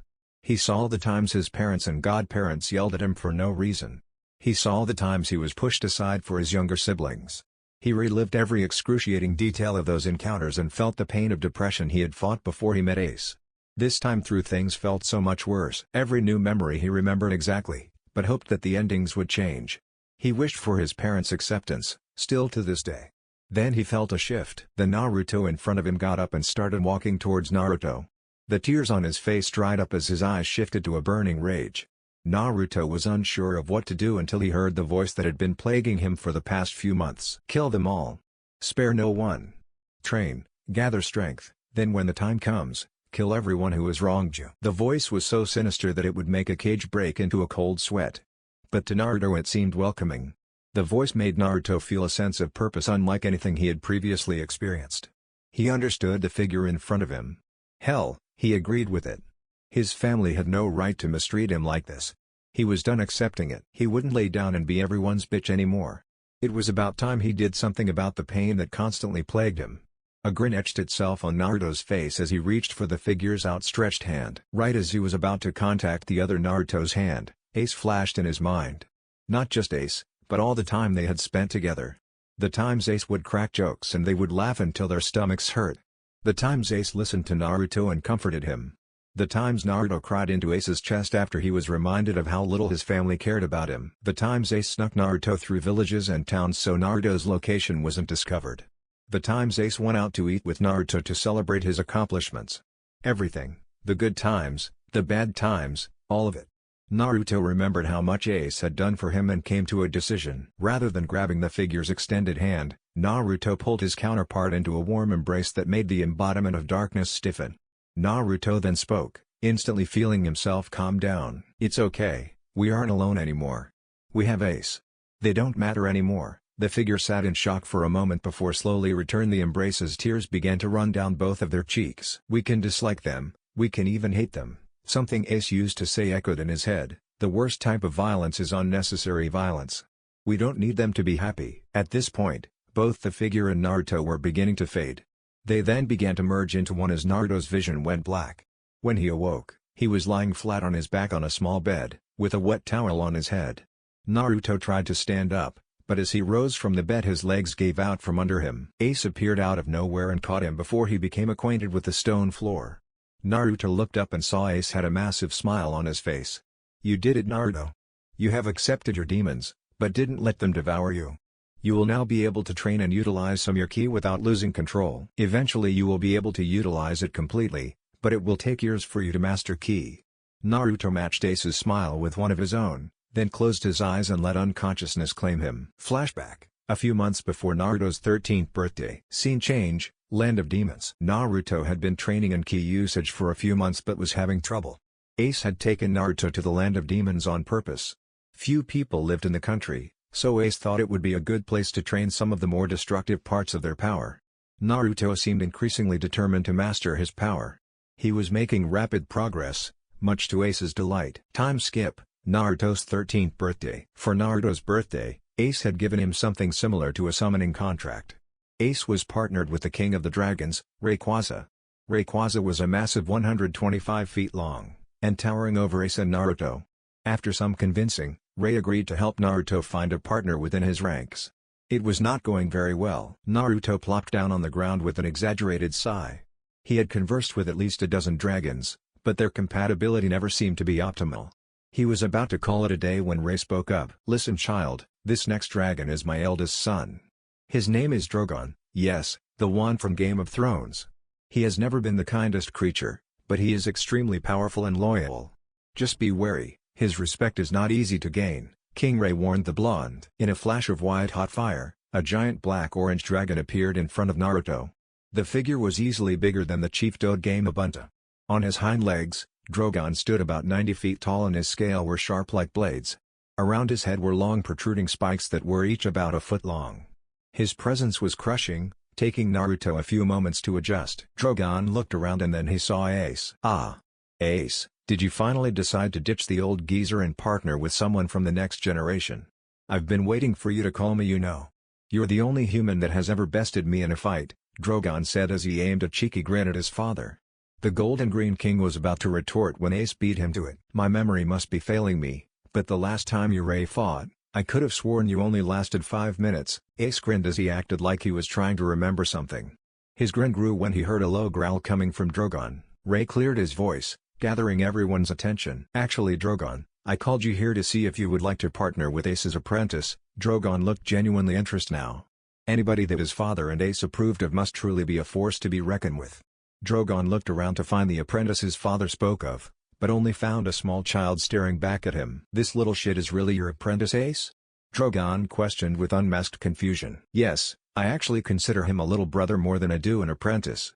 I can tell you're not impressed, but I would like to inform you that Naruto, who turned 13 today, has already been training in ki usage for a year," Ace said with a sense of pride that was reserved strictly for himself and those close to him. Drogon's eyes widened a tad as he turned his gaze back to the blonde. He lowered his head until he was eye level with child, then a thought crossed his mind. Naruto, sensing something was wrong, calmed himself and started to prepare for whatever might happen next. As he expected, Drogon released a roar that shook the very earth to its core. He held his roar for about 10 seconds then ended with a nice snap that was mere inches away from Naruto's face. Naruto, expecting some sort of test, didn't even flinch. He stared at the dragon in front of him and spoke nonchalantly. "You apparently don't know much about dental hygiene."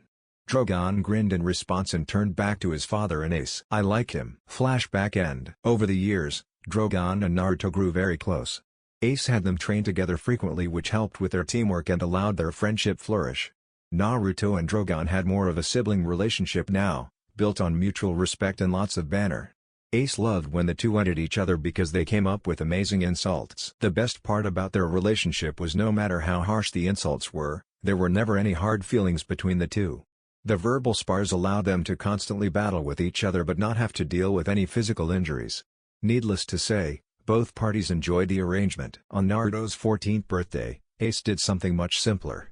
He gave Naruto a wristband that would expand over the length of his forearm. On the front was a screen that allowed Naruto to easily manage the many restrictor seals that Ace had placed on him. The wristband could also be used to contact Ace or Drogon at any time and had any feature Naruto could want. It has all the features an iPhone like maps, notes, calendar, etc. The idea behind it amazed Naruto.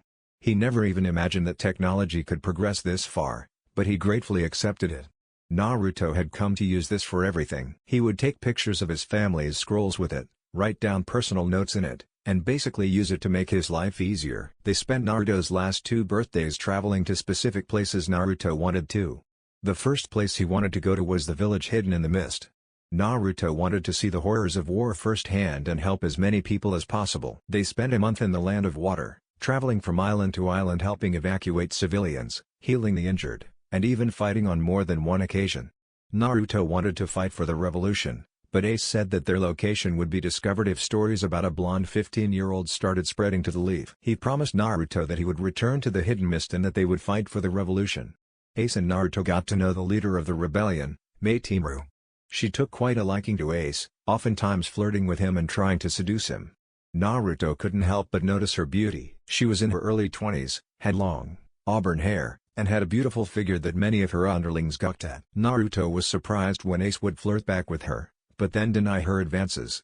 When he asked Ace, he told Naruto that he wouldn't sleep with her then leave to complete Naruto's training. He had too much respect for Mei and hoped to teach Naruto a thing or two about dealing with the fairer sex. Naruto understood Ace's worries and Mei respected his decision, or at least she did when he promised to return when Naruto had finished his training. While they were there, Naruto notched his first few kills. They were a group of bandits that were raiding a refugee camp that got separated from the main group during a raid on the military base. He killed them quickly, 2 with his bare hands, 3 with his knives, 1 with ninjutsu, and 5 with his staff. Naruto's body moved on its own. He saw the attacks like they were coming in slow motion. Each kill was perfectly executed. No excess movements or missed strikes. As he stood over his fallen foes, Naruto expected to feel sadness or pity for those he killed. He felt nothing of the sort. He noticed Ace walking up and seeing the mess he made. Ace stayed silent for a second, analyzing everything he could from Naruto. Naruto took it as an invitation to speak. "I'm glad we came here. I needed to see this." Naruto's words were dead silent. He had seen mass murder, rape, theft, and abduction on an enormous scale. He was warned by Ace, but even his words didn't capture the horrors they had seen. "It's time to get going." Ace's words were soft, allowing Naruto a moment if he needed one. To his surprise, Naruto just nodded and followed him out of the camp. Ace was shocked at how well Naruto took his first kill. "Naruto, are you sure you're okay?" Ace stopped and looked right at his little brother for a moment. Naruto looked up, making eye contact with the Legion. "You always told me, we must be the change we want to see in the world. Well, the world I hope to create, a world of peace and prosperity, is worth the struggle for me." Naruto looked back at the bodies one last time. "They may have been the first to fall by my hand, but they won't be the last." Present time, approaching the gates of the Hidden Leaf, Naruto couldn't help but think about the past year. He spent the year traveling all over the Land of Fire, getting acquainted with people and studying the layout of the land. He trained harder in the past year than he ever had before, reaching a level he was certain few others had. His power had grown immensely over the years. He had fully mastered teleportation, and was more than happy with his skills in telepathy and telekinesis. Naruto spent a lot of time training with Ki still, getting as comfortable with it as possible. He had a firm handle on it for the most part, but oftentimes got sloppy when using it for extended periods of time. He really leaned on Ace to push him through some of the rougher times, which Ace happily did. Naruto's regeneration was a thing of wonder. He could regrow entire limbs within a minute now. He was also growing more accustomed to the pain of regenerating, making him achieve a pain tolerance that sometimes startled Ace. Ninjutsu-wise, Naruto had mastered individual elemental jutsu for fire and wind. He was particularly proficient in water as well, not quite achieving the level of the second Hokage, but it was definitely a goal Naruto had. He had mastered many lightning-style jutsu as well as earth, but the thing that he was proudest of were the Kekkei Genkai. Though he didn't have it in his blood, Naruto was able to use ice, lava, and scorch style to a level that demanded respect. Naruto was always very secretive with his usage of wood style, only training as far away from cities and towns as possible. He knew that the wood style was the most sought-after Kekkei Genkai in the world, and if there was even a rumor of someone using it, he would have all of the hidden villages searching for him. When it came to his proficiency in the wood style, it was hard to judge. The reason the wood style was so powerful was for its ability to suppress and even tame the tailed beasts. Naruto hadn't gotten the opportunity to face a Jinchuriki yet, but even if his wood style wasn't enough, he was more than confident in his other abilities. Whenever he trained in the wood style, the destruction to his training ground was ridiculous, but that wasn't exactly a surprise to him, considering the fact that it rips up the ground to summon the wood. If Naruto had to estimate his capabilities in comparison to the first, he would say somewhere around 2/3 of what the Hashirama was capable of. Naruto was pulled from his thoughts when Ace smacked him in the side of the head. "Ow! What the fuck, Ace?" Naruto barked, slightly agitated by the aching he felt in the right side of his head. Ace wore a cheeky grin as he held a hand out. "I couldn't get your attention. By the way, you lost the bet." Ace's grin grew into a smirk. Naruto's eyes widened for a moment as he opened his mouth to protest, but immediately closed it, instead reaching into his pocket to grab out 10,000 ryo and handed it to Ace, who gladly pocketed the bill. Ace looked at his brother as they closed in on the grand gates that let you into the Hidden Leaf. "So, you were thinking about them again, huh?" Ace's words made Naruto flinch a bit. All the progress Naruto had made during their 11 years of training and traveling, but Naruto seemed scared to come back to the leave. The only response Ace got was a stiff nod from the blonde. "There's nothing we can do about it now, so stop worrying." Ace rested his hands in his pockets as they were now only a few feet from the entrance to the village. "We just have to follow the plan and let the chips fall as they may," Naruto said as they walked through the gate. Chapter 3, Home Sweet Home. Ace and Naruto walked through the gate slowly, taking in the scene around them. The leaf hadn't changed that much since Naruto had been gone. The buildings were still modest. The roads were still crowded with merchants, civilians, and shinobi alike. Naruto couldn't help but smile at the scene. Sure, he hated the people here, but the idea of people living together in a state of relative peace was what the first Hokage fought so hard for. Naruto respected the first more than anybody, minus Ace. Naruto wanted to bring the peace to the world and ensure that the horrors he saw in the hidden mist were ended. He was smart enough to know that what he wanted wouldn't come easy. For a century, the 5 major villages have waged wars against one another. Many had lost loved ones at the hands of enemy shinobi, and those feelings don't just disappear. Naruto knew he would have his work cut out for him, but he was willing to dirty his hands. Lives would have to be taken for him to achieve his goal, and he was more than willing to do it himself. Naruto looked up at the great stone faces, gritting his teeth when he got to his father's. They were heading to see him now. Ace had convinced him that it would be better to deal with things now. Naruto took a few more steps when he was stopped by Izumo Kamizuki and Kotetsu Hagane. The two were responsible for guarding the entrance. The Chunin walked up to Ace and Naruto, curious about the blonde that had just walked past them. Izumo's eyes widened for a moment before a stunned Kotetsu spoke. "And Naruto? Is that you?" Kotetsu's voice below even a whisper. Izumo tried to speak, but was unable to. The lost son of the Hokage had just walked through their gate after 11 years of having the best tracking ninja search for him. Naruto's face was so painfully similar to Minato's. It was like the Hokage himself was staring them down. They shifted uncomfortably after Naruto did not reply. Before they could speak again, Naruto looked up, making eye contact with them. "I don't wish to be disturbed. Go sit down and tell no one you saw me." Naruto's voice was deathly calm as he used his telepathy to control the two. He watched as the color in Kotetsu and Izumo's eyes faded and they nodded silently. They then got out of his way and went to sit back down at their booth by the entrance. Ace turned to Naruto, who was covering his hair with a hood. He gave Naruto a questioning look that didn't go unnoticed by the blonde. "If we are doing this, then we are doing it on our terms," Naruto's words stern and reinforcing. Ace gave a firm nod as he put his hood up too. They made their way through the village, the Hokage Tower their destination. Perception change, Mito. It was a beautiful day. The sun was high in the cloudless sky and the birds were singing their beautiful songs. Mito lied in her bed by the window looking up at the sky. She had graduated just yesterday and was on break for a week while the Jonan teams were decided. Her parents were both busy setting up the teams and gave her, Menma, and Narumi the day off. Mito had grown up into a young heartthrob. She now stood at 5 feet, 4 inches tall and had her mother's red hair running down to her waist when it wasn't up in a ponytail. Her body was very toned from all of her training, giving her a desirable flat stomach and stunning, toned legs. Her womanly features had developed over the years as well. Mito had a 34C bra size and was often ogled by some of her classmates. She wasn't lacking downstairs either. She truly got her mother's figure, as her butt was another point of interest for the boys, and some girls, in her class. Her model-like body was often hidden behind baggy clothes. She didn't actively seek recognition for her looks. Instead, she wanted to be praised when she earned it. Mito was currently wearing a plain white t-shirt and green gym shorts, her luscious red hair set free. As she lied on her bed looking out the window, her mind began to wander. It was on slow days like today that Mito's mind drifted towards Naruto. No matter how much she tried to hate him, no matter how much she wished he would just be found dead somewhere, she would instantly regret having those thoughts and fall into a pit of self-loathing. Mito was by far the smartest of the triplets. Her father was always praising her analytical skills, comparing her eye for detail to the Sharingan. She laughed at the thought. No matter how attentive she was, she could never hold a candle to the Uchiha's bloodline. She was the first to realize why Naruto left. The more and more she thought about it, the clearer it became. She remembered all the happy times with Naruto. The jokes, pranks, stories, and tickle sessions that would make her smile for days on end. She never saw the other part of Naruto. It took Naruto leaving for Mito to finally notice the gap between him and their parents. She thought back to any time the family was together. It was always one of the triplets that chose where to eat, what toy to get, or what they were going to do. Every time Naruto suggested an idea, he was ignored or rejected.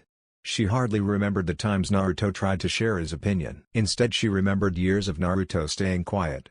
He would rather go along with everything than go through the pain of continuous rejection. It wasn't just small things either.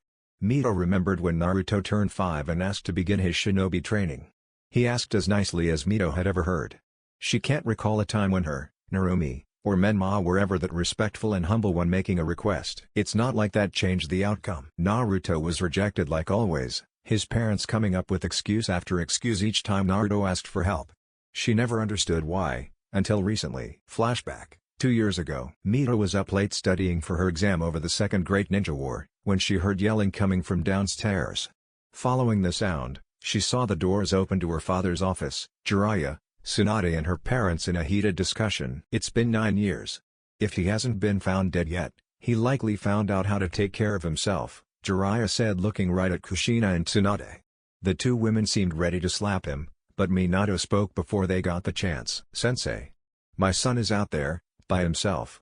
He left because he felt like he wasn't loved. How can you stand there and not care about his well-being? Minato spat. Don't you fucking say that. Jiraiya shrieked as he slammed his fist on the wall, cracking many parts of it. It's my fault this happened. I was the one that brought you the prophecy all those years ago. I should have had faith in you like I always have. A lone tear ran down Jiraiya's cheek, shocking Mito. She had never seen Jiraiya cry other than when he was called a pervert or rejected by women. I still remember the day you told me you were going to name him after my character. Silent tears now ran down his face as he played the moment over again in his mind. It's the proudest I've ever been. When I got to hold him for the first time, I knew it was my job to protect him from harm and help him realize his goals in any way I can. Jiraiya wiped away some tears as he donned a sad smile. I was the one that pushed him away. This is all my fault. Tsunade tried to stop him, but Jiraiya was now starting at the last picture of Naruto in the house. One of Naruto in his mother's arms, with his father to the right and Jiraiya grinning like an idiot to the left. I fucked up. I fucked up beyond fixing, and I'm sorry for dragging you all down with me. Jiraiya tried his hardest to keep it together, clenching his fists so hard he drew blood. I know I don't deserve to see him again. But if I could just talk to him. I need to tell him it's my fault. This whole thing is my fault. I got you all worried about the damn prophecy and look and what that did. Jiraiya looked down at his hands as he opened his palms. Blood dripped onto the floor along with the tears that fell from Jiraiya's face. His gaze never left his hands as he clenched his fists one last time. I just don't know what to do. We have had the best trackers known to man looking for him for the past 11 years and they have barely gotten more than rumors and possible sightings. He doesn't want to see us again, and it's all my fault. Jiraiya walked back to a seat in the corner of the room. He slouched deep in the seat, letting out silent sobs as his regret and misery took center stage. It wasn't just you, a teary-eyed Kushina said as she leaned against the wall. It was me. Kushina's words were so faint Mito could barely hear them. I was worse than all of you. I'm an Uzumaki. Family is supposed to come before anything else, and I turned my back on my own child. Tears flowed freely down Kushina's features as she tried to continue. I failed as a mother. I failed as an Uzumaki. I deserve this. I deserve misery and pain and anguish. Mito saw her mom collapse to the ground, still holding the picture of Naruto from the desk. She saw her father go to comfort her mother, but nothing seemed to be working. Mito listened to her talk about Naruto. She could barely make out what she was saying through the sobs that racked her figure. Tsunade blamed herself for the missing child as well. She spent many nights drinking, trying to forget. But this was another life she had lost. She wondered if losing Dan and Nawaki was a form of prior punishment from an all-knowing god. As Tsunade finished up, Mito watched them all sit in silence. After a few moments, they made for the exit, making Mito scramble into a hiding spot. She waited there for a few moments until she thought everyone had left. She slowly climbed out from behind a potted plant in the corner, only to hear nearly silent sobbing coming from her father's office. She turned to see her father, bawling his eyes out as he started at the picture of Naruto. She could almost feel the pain he did as she noticed the tears beginning to form in her eyes. She ran to her room as fast as she could and cried herself to sleep that night. Flashback end. Mito rolled over, hugging her pillow tight as she thought about her brother. She remembered Naruto's infectious laugh and brilliant smile. She didn't see much of either one in the last year he was there. She was pulled from her thoughts as she heard Narumi open the door. "Ne-chan, get dressed. To-chan wants to see us in the Hokage office as soon as possible," Narumi said in her usual bubbly tone. Mito looked at her sister for a moment. Narumi was your textbook definition of a bombshell. Her slender figure was the fantasy of many, her 36C bra size was filled out by her well-developed chest. Her blonde hair was pulled into her usual pigtails that went a little past the shoulder. She wore a mesh undershirt that she showed a tad because of her unzipped white and gray namikaze jacket she was wearing over it. She wore gray onbu pants and had medical tape around her left thigh. She was 2 inches shorter than her older sister, but Narumi was much more outgoing. She oftentimes kept the attention off of Mito. Mito gave a grunt in response and got up to get ready. What the hell does To-chan want? Scene change, Hokage office. A few minutes prior, Minato, Jiraiya, Kushina, and Tsunade were all working diligently. They were planning out the Jonin teams and had hit quite the wall. Kushina had proposed the idea of being the Jonin for the triplets team a few months back, which was pretty well received. She had gotten stronger over the years of training the triplets, and she also was able to restrain them if the Nine Tails were to take over. Minato hated this part of his job. Every detail had to be taken into account. If he made a wrong choice now, a team could fail, or worse, die. He had been at it for 6 hours so far. It was time for a break. He looked up from the file he was looking at and leaned back in his chair. He took a deep breath and watched those around him work for a moment. Next to Minato was Kushina, sitting on the floor looking over the files of a potential team. Minato took a moment to admire his wife's beauty. The years had done little to drag her down, not looking a day over 30. He was in a very similar state. He hadn't changed much over the years, but the occasional gray strand could be seen in his mop of yellow. For his first years in office, Minato relied heavily on the guidance of the previous Hokage, Hiruzen. When Hiruzen died fighting the Nine Tails, Minato became much more stressed. Not only did he have 3 more kids at home that just happened to be Jinchuriki, but he lost the wise advice of the professor. Minato looked to his left and saw Tsunade sitting across from Jiraiya.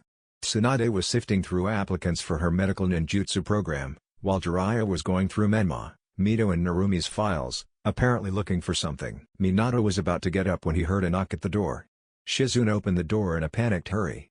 She immediately got everyone's attention, Minato being the first to address her. "What's wrong, Shizune?" "We weren't to be bothered unless it's dire." Minato seemed more concerned than angry as Shizune tried to calm herself. "A man showed up and said he had information on Naruto." Shizune's words stopped everything in the room. It had been years since they had received anything usable in the search for Naruto.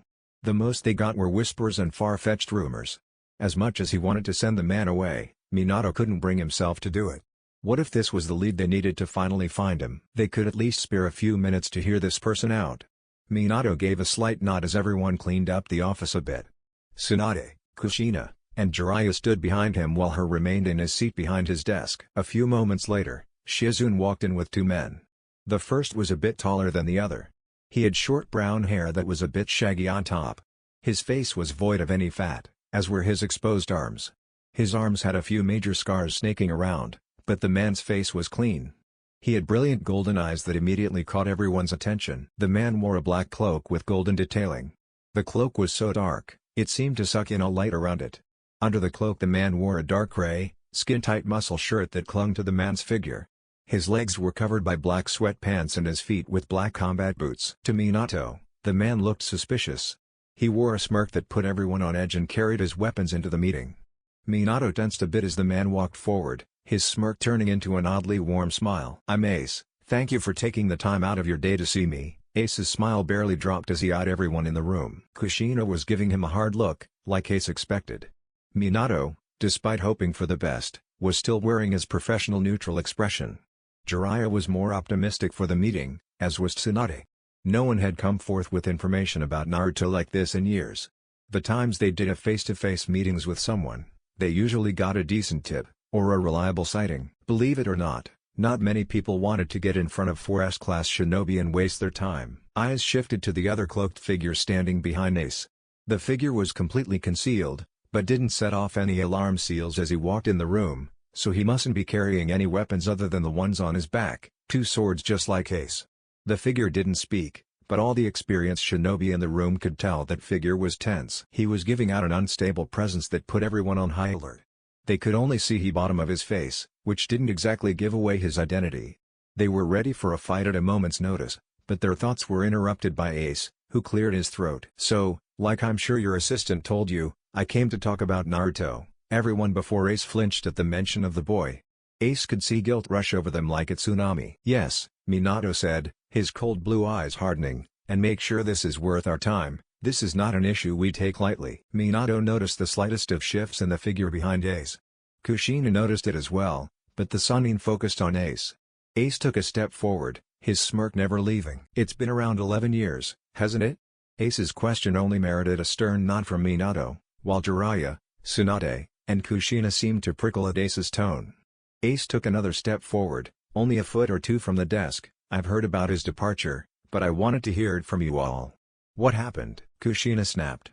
The smirk on Ace's face made her blood boil. She hated when people wasted their time, especially when it came to Naruto, and from the looks of it, this asshat just wanted to piss them off. She clenched her fists and spoke in an agitated tone. That's none of your business. Now do you have anything worthwhile to say, or do you just plan on wasting our time? Kushina's agitation seemed to make Ace happy.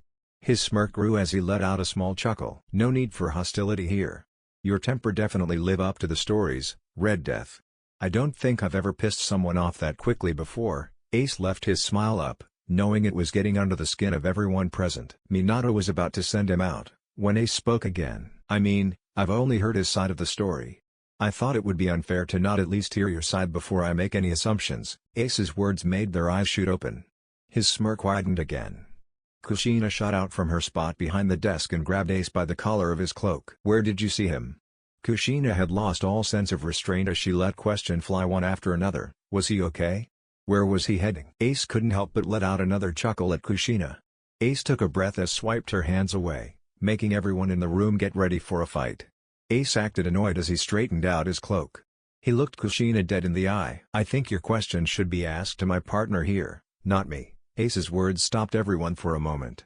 There was a second where his words sunk in, followed by all attention shifting to the cloaked figure standing about 5 feet behind Ace. As if in slow motion, Naruto pulled down his hood, revealing his mess of spiky blonde hair to his family. Everyone lost their breath as they stared at Naruto. He donned a cold expression as his sea blue eyes analyzed every detail of his family. Minato's eyes were wide as dinner plates as he shot out of his chair. He completely forgot about Ace for a moment as he tried to get around his desk. Jiraiya couldn't move. His mouth hung agape, his eyes wide. His knees became weak, barely able to hold his weight. Tsunade wasn't any better. Upon seeing her godson, she lost her breath. After all these years, all the failed attempts at locating the lost blonde, he just shows up. She stumbled forward, stabilizing herself with the couch closest to her. She let out a few tears as she started to mumble to herself, no one paying attention to her. All focus was dedicated to Naruto, for the first time since the triplets came along. And Kushina began before she dashed towards Naruto, wanting nothing more than to hug her eldest and never let go. As she closed in, she saw Naruto's eyes shift to her. Her vision blurred as tears ran down her face. She could see nothing else but her son as the biggest smile imaginable dawned on her features. As she made the final lunge towards her son, he disappeared. Kushina was confused for a moment, thinking it was some sort of joke, but she turned to see her son now standing by Ace's side, looking down at her in disgust. Tears overflowed as she collapsed to her knees. Everyone, minus Ace, was shocked at his display, but that took a backseat to his reaction towards his mother. Ace's smirk fell as he turned back to Minato. He took in the reactions of the Sannin and Hokage, then Naruto spoke. Don't fucking touch me. Naruto's voice hardly more than a growl. Hate and anger oozed off of him as he stared at his mother. Minato stopped dead in his tracks. He didn't expect Naruto to be happy whenever they found him, but he also didn't expect this. The more he thought about it, they deserved nothing less. They were fools to think him coming home into their open arms was even remotely a possibility. The Sannin were in a daze. They expected Naruto to be angry, they expected him to want nothing to do with them, but watching him avoid his mother's attempted physical contact after over a decade of being gone made the reality ring home. Naruto's feelings towards them were abundantly clear and they had no idea what that meant. They knew this reaction was probable, but even expecting it did nothing to shield them from the pain they felt. Kushina stood there horrified. Her knees felt weak, her breath choppy. She let out even more tears as she collapsed under the gaze of her oldest. He looked absolutely revolted by her attempt.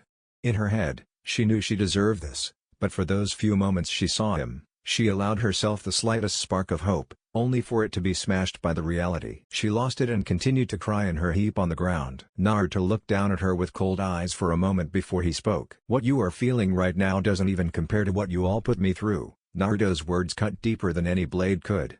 He felt the sadness coming from his mother, but wasn't affected by it. He took a step forward, so he would be even with Ace, and faced his father. "Call the triplets, I'm not saying this twice." Time skip, a few minutes. With the triplets, Mito was conflicted. She wanted to enjoy her day off, but she didn't actually have anything to do. She didn't know what to expect from her father's summons. She assumed it was something to do with the upcoming team assignments, but she had a weird feeling about the meeting. As her, Menma, and Narumi walked down the street, countless civilians and shinobi came up to them, congratulating them for passing the Junon exam. Mito and Narumi were very humble, kindly replying to everyone. Menma was a different story. Menma started off very humble, thanking anyone that congratulated him. After the first dozen or so, he grew rather annoyed. He knew the Junon exam was a joke among the higher-level shinobi. The civilian council had pushed to lower the standards for years, and to say they accomplished their goal would be putting it lightly. They made it to where it was almost impossible to fail the damn thing. The only ones that came out of the academy that were worth a damn thing were those that came from a shinobi family. Menma knew that the villagers were just trying to kiss his ass and eventually started blowing off their praise. Menma had grown a lot over the years. He now stood at a solid 5 feet, 8 inches tall. He had a slender figure like his father and the same messy blonde hair. He wore an old Chunin vest he found in the attic and a long-sleeved blue undershirt. On his legs were a pair of navy blue pants and his usual shinobi sandals. The most notable thing Menma wore was a cloak that had future Hokage printed vertically down his spine. He modeled the cloak after his father's, except the color of the detailing was blue. Menma received a lot of attention from the girls in his class, whether it was for his looks, skill, or the fact that he was the son of the Hokage. He wasn't sure. Menma looked over at his older sister. Mito was in her civilian clothes, a red hoodie with the Uzumaki swirl on the center, black sweatpants, and a pair of tennis shoes. She had her hair tied back in a ponytail like normal, but she still was very pretty. The way the guys would talk about Mito and Narumi bothered Menma. They would often let their gazes linger on his sisters for a little longer than Menma was comfortable with, and always talk about their appearances in lewd ways. Menma had beaten up more than one fool that tried to get handsy with his sisters, as if they needed the protection. The 3 siblings finally made it to the way up the stairs to their father's office. Outside the door was a very rattled Shizune, who didn't seem to notice them. They tried to talk to her, but she seemed lost in her own world. Not being able to get her attention, they all shared a shrug and walked in the office. Mito couldn't shake the feeling that something bad was about to happen. Scene change, inside the Hokage office. The room was silent after Minato ordered the Anbu to go find his kids. A few attempts at conversation were made, none of which were accepted by the eldest of the Namikaze Uzumaki children. Unsure of what to do, Kushina, Minato, and the Sannin just waited for the triplets to show up. Naruto and Ace were sitting across from each other on the couches previously occupied by the Sannin. Ace had his arms behind his head as he lounged out, his right foot up on the couch Naruto was sitting on. Naruto was sitting with his eyes closed and his arms crossed over his chest as he waited. After what felt like an eternity of painful silence, the door to the office opened up to show the rest of the Namikaze Uzumaki family. As the triplets walked in, it took them a moment to realize Naruto and Ace. They first noticed their still crying mother being comforted by their father and a very shaken pair of Sannin mumbling to themselves, as if they were trying to calm themselves down. Narumi was the first one to glance to the side and see the mess of blonde hair. Her heart seemed to stop for a moment as she gasped for air. Her siblings noticed her reaction and followed her gaze. When they saw their brother sitting there facing them, they had very different reactions. Mito stopped as if someone hit her pause button. She didn't blink or even breath as she stared at Naruto. She quickly rubbed her eyes to make sure they weren't playing tricks on her. When she realized that it was in fact Naruto sitting there, her brain shut down. Everything she wanted to say, everything she wanted to do overwhelmed her. She was both happy and angry. She was excited, yet worried. She couldn't gather herself as she just started to shake violently as her internal struggle went on. Menmo had a much different reaction. He saw his brother sitting there, like he would rather be any place in the world, and Menma immediately filled with anger. He grit his teeth and clenched his fists so hard his arms were shaking. He suddenly felt a surge of Nine Tails chakra flood into his system and he charged right at his brother's seated form. Menma moved too fast for anyone to react. All the adults could do was watch as Menma charged right at his brother, his right fist cocked back and ready to claim his brother's jaw. As Menma got closer to his brother, he heard his mother and sisters cry out for him to stop. He ignored them, his focus on making Naruto experience the pain Menma did when his brother left. In one swift movement, Naruto opened his eyes and parried Menma's punch, then countered with a right hook to Menma's cheek that shook the entire room. Menma flew helplessly through the air until he crashed into the wall, next to the door. The force of the punch nearly sent Menma through the wall, but the protective barrier seals surrounding the office stopped him. The wall had cracks running all around the center of impact. Menma pulled himself out of the crater in the wall with a throaty growl and spat out a large sum of blood. He was about to charge Naruto again when his father appeared in between them and stopped his charge. Menma continued to push for a few moments, especially when he saw the bored expression his brother had on. Minato quickly tightened the seal on Menma to cut off the flow of Nine Tails chakra. The sudden halt to power and adrenaline made Menma feel lightheaded. He was suddenly met with a rush of pain from his left cheek. He already felt a nice bruise forming as he spit out some more blood. Naruto was standing now, Ace still seated as if nothing interesting happened at all. "Ah, you gotta love family reunions," Ace said offhandedly. Naruto let out a chuckle as he walked up to Ace. "You got that right." Naruto then extended a hand towards Ace. "Pay up, bitch, I told you he would attack me." Ace let out a light-hearted sigh and reached into his pocket. He pulled out a small stash of Ryo and handed it to Naruto. Yeah. Ace took a moment to look at Menma, who was now being tended to by Tsunade. "Nice punch." Naruto let out a snort of laughter before he heard a sniffle come from behind him. He turned to see his sisters still standing in the same position. Both had tears rolling down their face, Narumi a little more expressive than Mito. When he made eye contact with them, Narumi suddenly sprinted towards him. Unlike with Menma, she was running with her arms outstretched, much like her mother had done. Naruto was at a loss for a moment. He didn't know whether to dash away like he did with his mother or allow his sister to hug him. He would have had time to react, but he was caught off guard by Narumi's presence. She had one of the purest, kindest auras he had ever felt. That moment of hesitation was all Narumi needed as she slammed into her brother at full speed, making Naruto take a few steps back to keep from falling over. Naruto was stunned for a moment as he sat there, his sister crushing him in a hug and crying into his chest. He wanted to push her off, but couldn't sense any negative emotion directed at him, from her at least. She was full-on sobbing into Naruto's chest. The tears only flowed harder as she felt Naruto awkwardly warp an arm around her. He couldn't explain why he did it. He just did. As much as he wanted to be mad, he couldn't bring himself to hurt Narumi. He remembered her always following him around when they were little, constantly wanting to play with him and hang out with him. Even when their parents began to focus on the triplets, Narumi would always go out of her way to spend time with Naruto. Naruto didn't have the same feeling of hatred and disgust when he saw Narumi. Instead, he saw an innocent girl that was hurt by his actions, no matter how justified they may have been. When he looked at her, he couldn't help but feel guilty for what he did. While he hated his parents, godparents, and wasn't exactly adored by his other siblings, he couldn't imagine how Narumi must have taken him leaving. Narumi turned to face Ace, tears still pouring down her beautiful face. She tried to calm down for a moment as she had something to say. Thank you.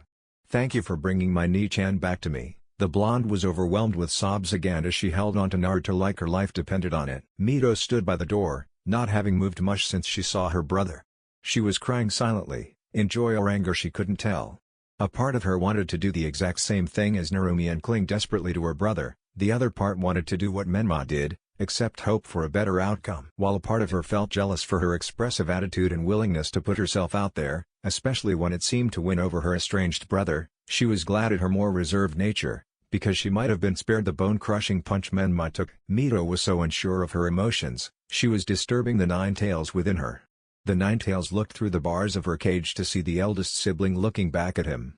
The strongest of the tailed beasts noticed something was off about the boy, but knew that with the emotional strife his container was in, that it would be best to let things play out for the moment. He could inquire about her brother at a later date. Kushina watched her daughter and son with great envy. She knew that she was largely to blame for Naruto leaving in the first place and that she deserved every part of how he treated her, but all she wanted right now was to hug her son like Narumi was doing. She had calmed down for the most part, not wanting to be an emotion wreck in front of her kids, but was still letting a constant stream of tears run down her face. She stood next to her husband, who had sat back down in his chair behind his desk. Menma was shrugging off the last of Tsunade's healing, annoyed with how his sister had immediately forgiven their brother. He went to stand next to Jiraiya off to the right of his father's desk. His father then signaled for Narumi and Mito to join them on that side of the desk. Mito made her way over and slowly and reluctantly Narumi let go of Naruto. As she walked over, she wiped off her face with some tissues she picked up from her father's desk. She found a spot next to her mother. Her mother pulled her into a quick hug while Mito stood off to the left side of the group, obviously lost in her own thought. Ace let out a groan as he stretched, eventually getting up from the couch and standing a little behind Naruto. They stood at their position in front of the desk and eyed Naruto's family. A smile stretched across his features. "Home, sweet home, huh?" Ace joked. "Ugh, this is gonna be a pain in the ass." Naruto rubbed the bridge of his nose for a moment before he looked back at his family. "Listen up, I'm not saying this shit twice." Chapter 4, Questionable Choices. Ace had spent the last hour or so on the sideline. He watched the Sannin, triplets, and Naruto's parents as Naruto gave a brief summary of their time together. Over the years, Ace had grown to hate these people. Everything he was capable of, but the most basic desires in life always evaded him. The memories of a happy family were distant in his mind as he watched the dysfunctional batch in front of him. As Ace listened to Naruto talk, he couldn't help but think about what he would tell his parents if he could see them one last time. Would he tell them about his powers, or his goals? What would they think of him? Would he crack jokes or be emotional? It was hard to tell. Ace usually used humor as a way to deal with the hardships he had faced. If he could make people happy, if he could make people laugh, Ace would get to experience happiness through them. It was very desirable after years of miserable isolation. Throughout his life, every time things look up for him, everything fell apart. On more than one occasion Ace had contemplated ending it. Ending the pain. Ending the sadness. He came close a few times. He slit his wrists at the age of 7, only for them to heal. He threw himself off a building at 6. His organs grew back. His bones returned to their original positions, and Ace had to deal with every painstaking moment of it. You do a lot of thinking after a failed suicide attempt. Even more after 2. It took the second failure for Ace to realize that if he gave up, then all those that died for him will have died for nothing. His mother and father, his sister, his teachers, his friends, all of them. Ace decided he would carry on because when he died, so did the last parts of those close to him. As long as he fought on, their legacy lived on. He would make the most out of the time he has been given. He would travel the universe, helping as many as he could. Ace would then return home to fix the corrupt system that forces children into a militaristic society, where all that matters is how strong you are and how many people you can kill. How many had he killed over the years? Thousands? Hundreds of thousands? Millions? It's hard to keep track when you have done nothing but fight and kill for nearly 3/4 of your life. Ace never liked fighting. Everywhere he went, the strong seemed to love fighting and killing. It made sense to him. They enjoyed what they were good at. Ace didn't. Ace merely stomached the slaughters. He had to abandon many things over time. Friends, lovers, his humanity. After everything that Ace had been through, he realized that if you don't get close to people, if you feel no remorse your enemy, and if you worry about yourself and only yourself, you can survive just about anything. Ace was willing to give his life to achieve his goal. He would end the indoctrination system that strips children of their choices. He would be the last outcast. He would be the last to lose everything. He would be the last to be hunted. Ace was ready to kill everyone that stood in his way. Ace had become a machine. The only thing he worried about was his goal. The ends justified the means. When Ace met Naruto, everything changed. Ace's emotionless state was interrupted. Naruto made him desire a normal life, even if he knew it would never happen. Ace had grown close to Naruto, closer than he had to anyone in a long time. So as they stood in front of those that were the source of Naruto's misery, Ace was conflicted. On one hand, he absolutely detested those in front of him. They had caused the one person he cared about unimaginable pain. But if they didn't, then Ace and Naruto never would have met. He had grown very protective of the blonde over the years and even considered hunting down his former family and killing them himself. The only thing that stopped him was his respect for Naruto. Ace knew that it was Naruto's choice, and he would help any way he could. If Naruto wanted to forgive and move on with life, Ace would be there, helping Naruto out when he needed it. If Naruto wanted to reduce the hidden leaf to a pile of rubble and a mountain of corpses, it wouldn't be the worst thing Ace had done. That was just the type of person Ace was. His undying loyalty for those close to him had led him into a few sticky situations in the past, but he thought it was worth it. He would protect, fight with, or aid his friends in any way he could, but if you betrayed or took advantage of him, there is nothing in the universe that would keep you from dying by his hand. After traveling all over the universe, meeting all kinds of people, Ace had learned a lot about himself. One was that the anger he held for his enemies was more powerful than any weapon that could be used against them. It was his greatest asset, but his biggest weakness. Another thing was just how selfish people are. When Ace was growing up, he never stayed in one place for long. Ever since his parents died, Ace did whatever it took to survive.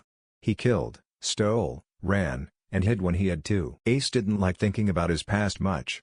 It wasn't exactly rainbows and sunshine. But as Ace watched Naruto tell his story to his family, Ace couldn't help but wonder what it would be like to have a family, to have anyone. Those that took his family from Ace were going to be here soon. Ace was ready for them. He had laid his trap, spending his time studying this world and waiting for his moment to lay the bait. They were coming soon. Ace was sure of that. That was good. It had been a while since Ace let out his frustration. He just had to make sure that Naruto and other innocents from this world didn't get caught up in the crossfire. When legions go all out, things tend to get a bit catastrophic. On more than one occasion Ace had destroyed entire continents, leading to thousands upon thousands of casualties. It's hard to care about civilian casualties when your enemies don't. Ace had to abandon his morality if he wanted to survive. They had made him into the monster that they feared so much. He hadn't cut loose in a few years, which worried him. He had only gotten stronger since then. The last thing he wanted to do was kill everyone on this planet because he wasn't prepared for his pursuers. No, he had to be ready, and he needed to have someone influential on his side. Ace had initially planned on just passing through, maybe spending a few days on the planet before he continued his evasion, but when he saw Naruto on the Hokage monument, he felt something he hadn't in a while. Humanity. When he looked at Naruto, he saw himself at 5, having nowhere to go, no one that accepted him. He knew firsthand the pain loneliness brings, and he couldn't just stand by and let Naruto grow up in misery. He watched the boy for a few months, curious about how the son of someone so important could live such a miserable life. It didn't take him long to find his answers. He saw the way Naruto's family interacted and nearly lost it.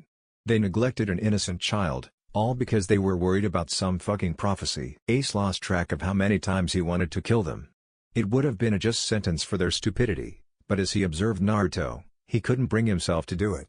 Ace would just be taking away the last few things Naruto had left. Then, Naruto's 6th birthday rolled around. He had planned on giving the boy a gift for a while, constantly watching the boy to learn his interests. He was amazed by the work ethic and growth rate Naruto had. Every day, Naruto would go to the same place in the woods and practice chakra control, physically condition, or study books from the public library until he was so exhausted he could barely walk. On more than one occasion, Ace had found Naruto asleep in the woods and would sneak him into his room in his family's compound. Ace had a soft spot for the kid. Much like himself, Naruto didn't really have a place in the world. He was always seen as the other Namikaze, and the thought of dealing with that kind of treatment made Ace's blood boil. When Naruto decided to leave the Hidden Leaf with Ace, there were many uncertainties.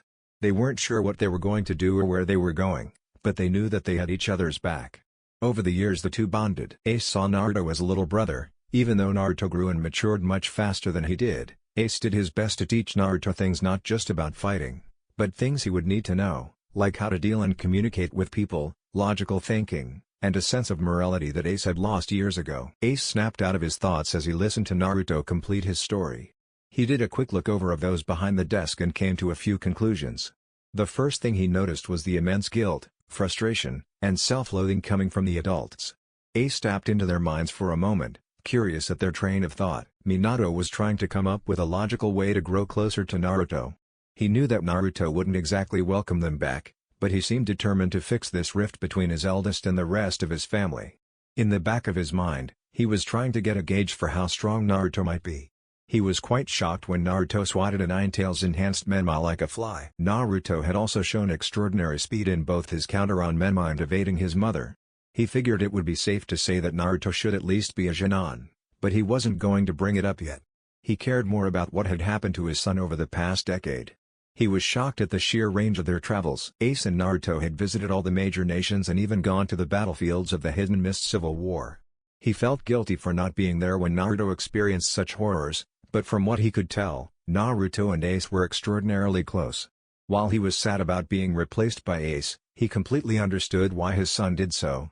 He wanted to thank Ace for looking out for his son. Ace scoffed.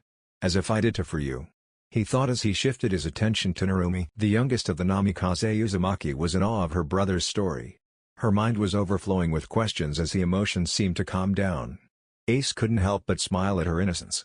He noticed how pretty she was earlier, but had to acknowledge it again now that she had stopped crying. He grinned at the look of curiosity that was present on her face. No wonder Naruto couldn't stay mad at her, Ace thought as he listened to her overwhelmingly joyous thoughts, all of them revolving around Naruto. Her older sister was a different story though. When Ace listened to Mito's thoughts, he couldn't help but feel sorry for her. Her emotions were so conflicting he could barely make sense out of it. He had to commend the girl though, even as a civil war of epic proportions went on in her head, she didn't miss a single word in Naruto's story. Ace noticed a disturbance deep within her. Upon further inspection, he discovered an agitated Ninetales. Rather than confronting the beast, Ace went back to Mito's thoughts and a few things caught his attention. The girl seemed to have put up barriers to cope with the loss of her brother.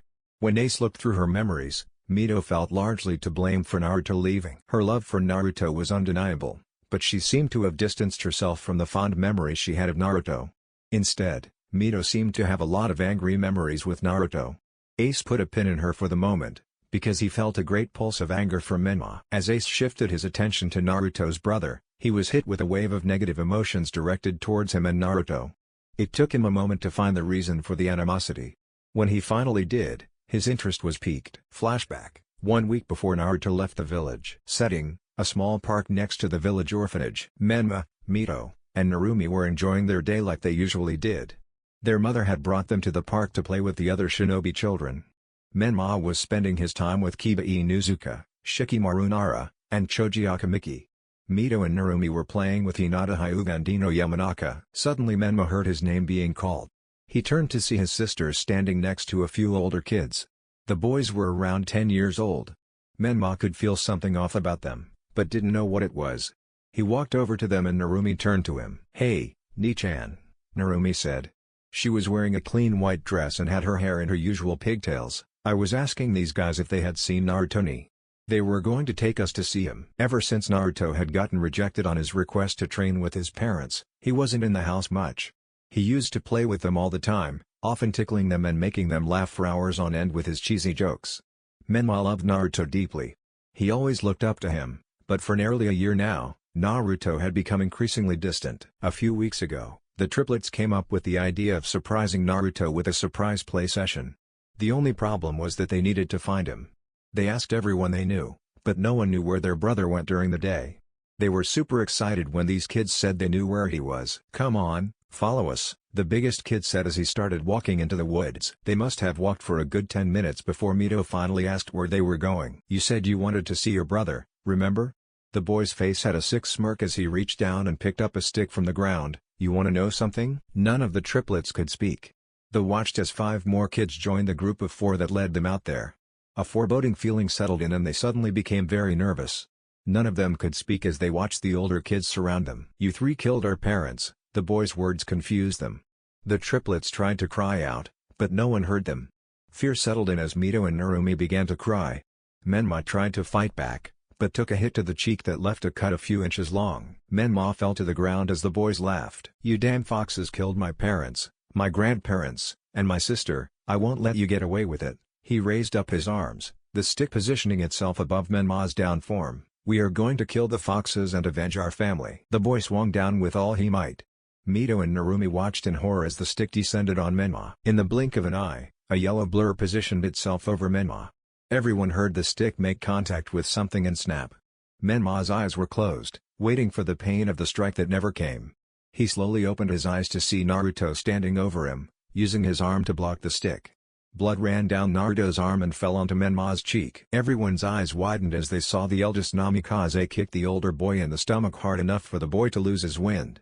As the first boy fell, 2 others charged at Naruto, their sticks ready to strike. Mito and Narumi tried to warn their brother, but Naruto was more worried with getting Menma out of the way. He took the hits, one to his ribs and the other to the side of his head. He fell to the ground as he yelled to Menma, "Get them and run." Naruto's voice was distressed as he scrambled away from the rest of the boys. Not seeing any other option, Menma ran to his sister, helped them to their feet and ran back down the path they came from. Mito and Narumi were crying even harder now as Menma tried his best to keep it together. Behind them they heard a lot of yelling and the sound of sticks hitting flesh. After a while they started to hear the sounds of fists hitting flesh. Unsure of who was winning, they ran as fast as they could until they reached the edge of the forest. They stopped for a moment to catch their breath as they looked frantically for their mother. Right as they were going to call out to her, they heard rustling in the bushes behind them. The triplets turned around in horror, only for to be relieved a moment later. They saw the heavily wounded form of their brother push through a bush and stumble towards them. His blue shirt was in tatters and covered in blood, most of it his own. He had cuts and welts all over his body, the right side of his head was bleeding, his right eye was swollen shut, and his mouth was dripping with blood. Tears fell from their eyes as they ran to him, embracing him in a hug like they used to have. Naruto winced a bit at first, then wrapped his arms protectively around his siblings. They cried into his chest for a few minutes before Menma spoke. "Naruto ni, I'm sorry. You got hurt because of Menma was cut off by Naruto, who pulled them all in tighter. Mito and Narumi were thinking the same thing as Menma, but were still sobbing. Dummy, Naruto started. It's a big brother's job to protect his little brother and sisters. Naruto let off a 100-watt smile, showing them his now bloody teeth as he held his siblings close. Endi-chan, Narumi started, looking up at Naruto. What did those kids mean, we are the fox? Did we hurt people like they said we did? Narumi quivered as she spoke, sobs still racking her delicate frame. Naruto responded with a soft chop to the top of her head. Don't be a dummy like Menma, Naruto said, his smile growing wider, even though the pain he was feeling didn't dull. You are Narumi, just like always. Naruto looked down at Mito, who was still clinging to him. You are Mito. Then he looked back over to Menma. And you are Menma? Don't let anything those dummies say bother you. You three will always be my family, and as long as I'm here, I won't let anyone hurt you. As Naruto finished, his siblings' crying intensified as they finally let out the fear and worry they had. Naruto couldn't help but smile softly. He felt happy. Something he hadn't felt for a while. Flashback end. Ace remembered that day. He watched the entire scene play out. He watched as Naruto beat all the boys, choosing to go for pressure point takedowns or chokeouts, hoping to hurt them as little as possible. The loneliness they felt was well known by Naruto. He knew what it was like to not really have a family. He didn't hate the boys for feeling the way they did, but he wasn't just going to let them beat up his siblings for it. After Naruto calmed his siblings down, he asked them not to tell their parents about what happened. He didn't want the orphans to feel their mother's wrath for trying to beat her children. They reluctantly agreed, but were concerned for Naruto. He told them not to worry, he was going to be fine. Naruto didn't go home that night. He slept on top of the Hokage monument after trying to patch up his injuries. While he slept, Ace went down and healed the boy. He admired what the boy did, but was a little against how gently he took down the orphans. Ace was pulled from his reflection once again as he saw another memory that Menma had, this one from about a month after the first. Flashback, 3 weeks after Naruto left. The same park next to the orphanage. The village was on high alert for the months following Naruto's disappearance. Minato was pulling out all the stops, mobilizing thousands of shinobi in an attempt to find his eldest. Menma, not wanting to be left out, wandered the village every day looking for his brother wherever he could think of. Most of the time Menma would just wander around, wondering to himself why his brother left. Menma was more worried about his brother than anything else. He knew that Naruto was a very independent person, but to be gone for nearly a month after what happened at the party made Menma question if his brother would ever return. Menma was pulled from his thoughts and found himself at the same park from a few weeks back. The sun was setting and he figured it was about time to head back.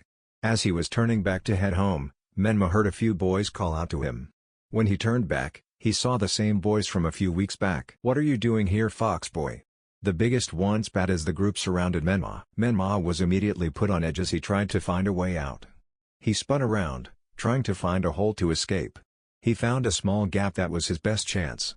Menma dashed for the gap as fast as he could, but was caught in the arms of two boys. Menma struggled, trying to break from their grip. "Leave me alone, I'm just looking for my brother," Menma yelled, trying his best to hide his fear.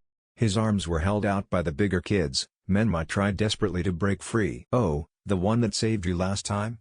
So I guess it's true, the only normal one in your family left." The boy let out an annoying laugh, the other boys following his lead. It was just a matter of time before he left a monster like you behind. Menma grit his teeth, his blood boiling with rage. "Shut up, he would never leave us," Menma spat, once again trying to break out of their grip, and failing once again. "How stupid are you?" the older boy mocked. "He has been gone for almost a month. From what I heard, your parents took away the last thing he had left and gave it to you and your sisters. It must suck for him. He had his birthright taken away and given to a monsters like you." The boy lowered his head, getting right in Menma's face, a taunting grin making its way onto the boy's face. "What's wrong, fox boy? This can't be the first time someone told you the truth." The boy's smile grew. "Your brother never cared about you. And why would he? You are just a demon, and you deserve to be treated like one." "Shut up," Menma shouted, swinging his head forward, smashing it right into the older boy's nose. He felt a blood-chilling crunch against his forehead. The older boy lurched back, holding his now broken nose, blood pouring down his face. He looked right at Menma, rage oozing from both of them. The boy wound up a punch and hit Menma right in the jaw. He swung again, and again. His friends held Menma up as the blonde's knees buckled. After a few hits, the boy with the broken nose let up, only to be replaced by the other boys that were standing behind him. They all took their turns, knocking out teeth and breaking ribs. When Menma was nearly unconscious, they dropped him on the floor and all kicked him. That was where the Anbu found him, laying in a pool of his own blood, barely alive. Calling out for his brother to help him, his voice barely audible. Menma was rushed to the hospital, where Tsunade personally tended to him. His list of injuries was rather extensive. He had a broken nose, cracked cheekbones, a major concussion, broken jaw, shattered ribcage, and punctured lungs. His arms had been broken from when he tried to break free and tried to cover his face from the kicks. It took over 14 hours of constant medical attention and an 8-hour reconstructive surgery for Menma to even look like his old self. Menma didn't talk for a few days. He barely ate and slept. He just sat there coming to a realization. It's a big brother's job to protect his little brother. Naruto's words echoed through his head. He left me. Menma thought. He isn't here to protect us anymore. Menma thought. He bit his lip as he held back tears. We don't need him, Menma thought as a few stray tears ran down his cheeks. If he won't protect Mito and Narumi, then I will. Tears were now pouring out of Menma's eyes. Flashback end. Ace pulled out of the memory, his mind lost in thought. While he had been left in a much worse state than Menma, multiple times in fact, what Menma went through was something a child should never have to. Ace closed and opened his fist a few times to calm down. He looked over at the Sannin, who were listening intently. Jiraiya had a big part in the search for Naruto, using his spy network to try and search everywhere in the elemental nations. He grew quite desperate at one point, going as far as to enlist the help of the Toads. After that failed, Jiraiya lost all hope. He wanted to be the one to find Naruto, because in his mind, he was the reason Naruto left. At first, Jiraiya thought that Naruto was just hiding or ran away like a lot of kids do. After a few weeks, Jiraiya became quite worried for the blonde. The more he thought about the boy, the worse his guilt got. He thought about all the times that Naruto would ask him questions about being a shinobi. Most of the time Jiraiya blew him off, but there was one day that was far worse than any of the others. Flashback, 3 months before Naruto left the Namikaze Uzumaki compound, living room. Naruto was sitting down on the couch, reading a book as Jiraiya came barging in. He was looking for the triplets, since they were going to be spending the day with him. In all honesty, Jiraiya forgot to invite Naruto and didn't realize his mistake until he saw the boy sitting alone on the couch. Menma, Mito, and Narumi heard the door open and rushed downstairs. They immediately jumped on their godfather, walloping him in a hug. They all greeted Jiraiya, who couldn't help but let a smile wash over him. He was eventually able to push the triplets off him, their smiles never falling. "All right, go tell your mother goodbye, I'll be waiting right here," Jiraiya said as he looked down at the triplets. They all gave a hi in response before they scurried upstairs to find their mom. It was only then that Jiraiya noticed Naruto sitting on the couch, reading Tales of a Gutsy Ninja. Jiraiya was a bit shocked at first. He didn't know Naruto was interested in his writing, or that he could even understand it. The last blonde looked up from the book and politely greeted Jiraiya. Jiraiya gave an uncomfortable nod as he kept eyeing the boy. "Jiraiya-san," Naruto said as he looked at the sage, "I was named after the character in this book, right?" The question caught Jiraiya off guard. He replied honestly with a cocky smirk on his face. It was the next question that Jiraiya didn't know how to answer. "Do you think I can accomplish his dream of bringing peace to the shinobi world?" Naruto's words were hopeful and innocent, catching Jiraiya completely off guard. Unsure of what to say, Jiraiya just stared at the boy, his mouth slightly agape as he tried to speak. Before he got the chance, the triplets had come back downstairs, ready to leave. They dragged out Jiraiya as the man looked back at their brother. As the door was closing, Jiraiya saw a tear make its way down Naruto's face. Flashback end. That was the day Jiraiya regretted the most, aside from the day he brought up the prophecy. If he had just encouraged Naruto, maybe things could have changed. He will never forget the look of soul-crushing rejection Naruto had as he watched the author of his favorite book walk out the door after Jiraiya awkwardly ignored Naruto's question. Mistakes. They were the only thing going through Jiraiya and Tsunade's head as they listened to Naruto. Tsunade thought about the last time she spoke with the boy. Flashback. 2 months before Naruto left Tsunade's office, Leaf Village Hospital. Tsunade needed some sake. She had been sifting through applicants for medical ninjutsu training for hours and was getting nowhere. "Why can't I find one applicant that is worth a damn?" Tsunade let out a frustrated huff and leaned down to the bottom drawer of her desk. She opened it to see a bottle of her favorite sake and a saucer. She leaned back in her chair as she poured herself a drink. As Tsunade was drinking her first saucer, Shizune walked in the office and scowled at her. "You know you shouldn't drink while you're working, Tsunade-sama." Shizune was 12 years old, but very mature for her age. Tsunade had begun personally training her in medical ninjutsu a few months back. The girl had promise. She wasn't much of a fighter, but she was quick-witted and determined to help people. Tsunade saw a lot of her Dan and Shizune. As the door was closing, she noticed a little blonde boy sneak in. She narrowed her eyes, looking past Shizune and staring right at Naruto. The boy approached humbly, his head bowed and his hands together in front of him. The boy was wearing his usual navy blue shirt and gray shorts. He walked up and stood next to Shizune, respectfully waiting to be addressed. Tsunade eyed him for a moment before she spoke. "What do you need, Naruto?" The boy didn't flinch at her tone. Instead, he looked up at Tsunade with a small smile on his face. "I was wondering if you could help me with medical ninjutsu, Tsunade-san," Naruto said respectfully. Tsunade was confused for a moment, as was Shizune. They both shared a look before Tsunade questioned Naruto. "I wasn't aware that Minato and Kushina had begun your training," Tsunade said, knowing for a fact that he wasn't being trained by his parents. "Well, they haven't. Naruto started, but was quickly cut off by Tsunade. "So, you haven't even started your shinobi training, but you want me to teach you medical ninjutsu?" Her tone was a lot harder than before, but Naruto responded anyway. "Well, I have been training on my own," and Tsunade cut him off again. "You really think that you trained enough by yourself to compete with the Chunin and Jonin that apply for my classes?" Tsunade started at the boy. Naruto shifted uncomfortably under her gaze. "Because if you do, let me tell you something." Tsunade leaned forward in her seat, her eyes burrowing into Naruto. "You better get that ego of yours in check. I have had friends and family die because they thought they were stronger than they actually were." Nawaki and Dan flashed into her mind for a moment. "So, don't waste my time with this. Your parents obviously have a reason for not training you yet. Stop being a spoiled brat and just listen to them." Tsunade's words were like daggers to Naruto, each one cutting deeper than the last. He gave a slight nod, bowed and walked out of the room, closing the door gently behind him. Tsunade caught sight of tears running down his cheek as he closed the door. She immediately regretted being that hard on him. She could tell that he just wanted to better himself, but he wasn't being allowed to. While she was positive that he could work towards it in time, she wouldn't allow a kid to join her medical classes, child of the Hokage or not. Shizune watched the interaction in silence, waiting for Naruto to leave before speaking. "You didn't have to be that hard on him." Shizune sounded a bit angry with Tsunade, but also worried about Naruto. Tsuan let out a deep sigh. "I know.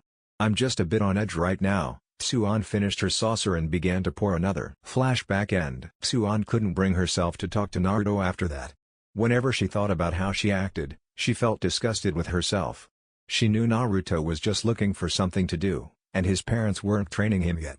She just felt too ashamed to speak to him. She needed time to let it calm down, maybe a month or two. Naruto left before Tsunade apologized. Over the years he was gone, Tsunade thought about their last meeting. It was much more than just wanting help with medical ninjutsu, or wanting someone to train him. That request was Naruto's last attempt to reconnect with his family. He was reaching out to everyone, and they all turned their backs on him. She had many nights where she thought about him all night, her guilt building to a near unbearable point. She began to drink more, hoping to forget. She never did. Naruto was finishing up his story now, telling them his purpose for returning. Ace stopped poking around in the minds of others and decided to just listen for the moment. "So, just throw me on a Jonin team, we will be ready for the Chunin exams coming up." Naruto was annoyed. He loved talking about his time with Ace, but didn't want to share any more with his family than he had to.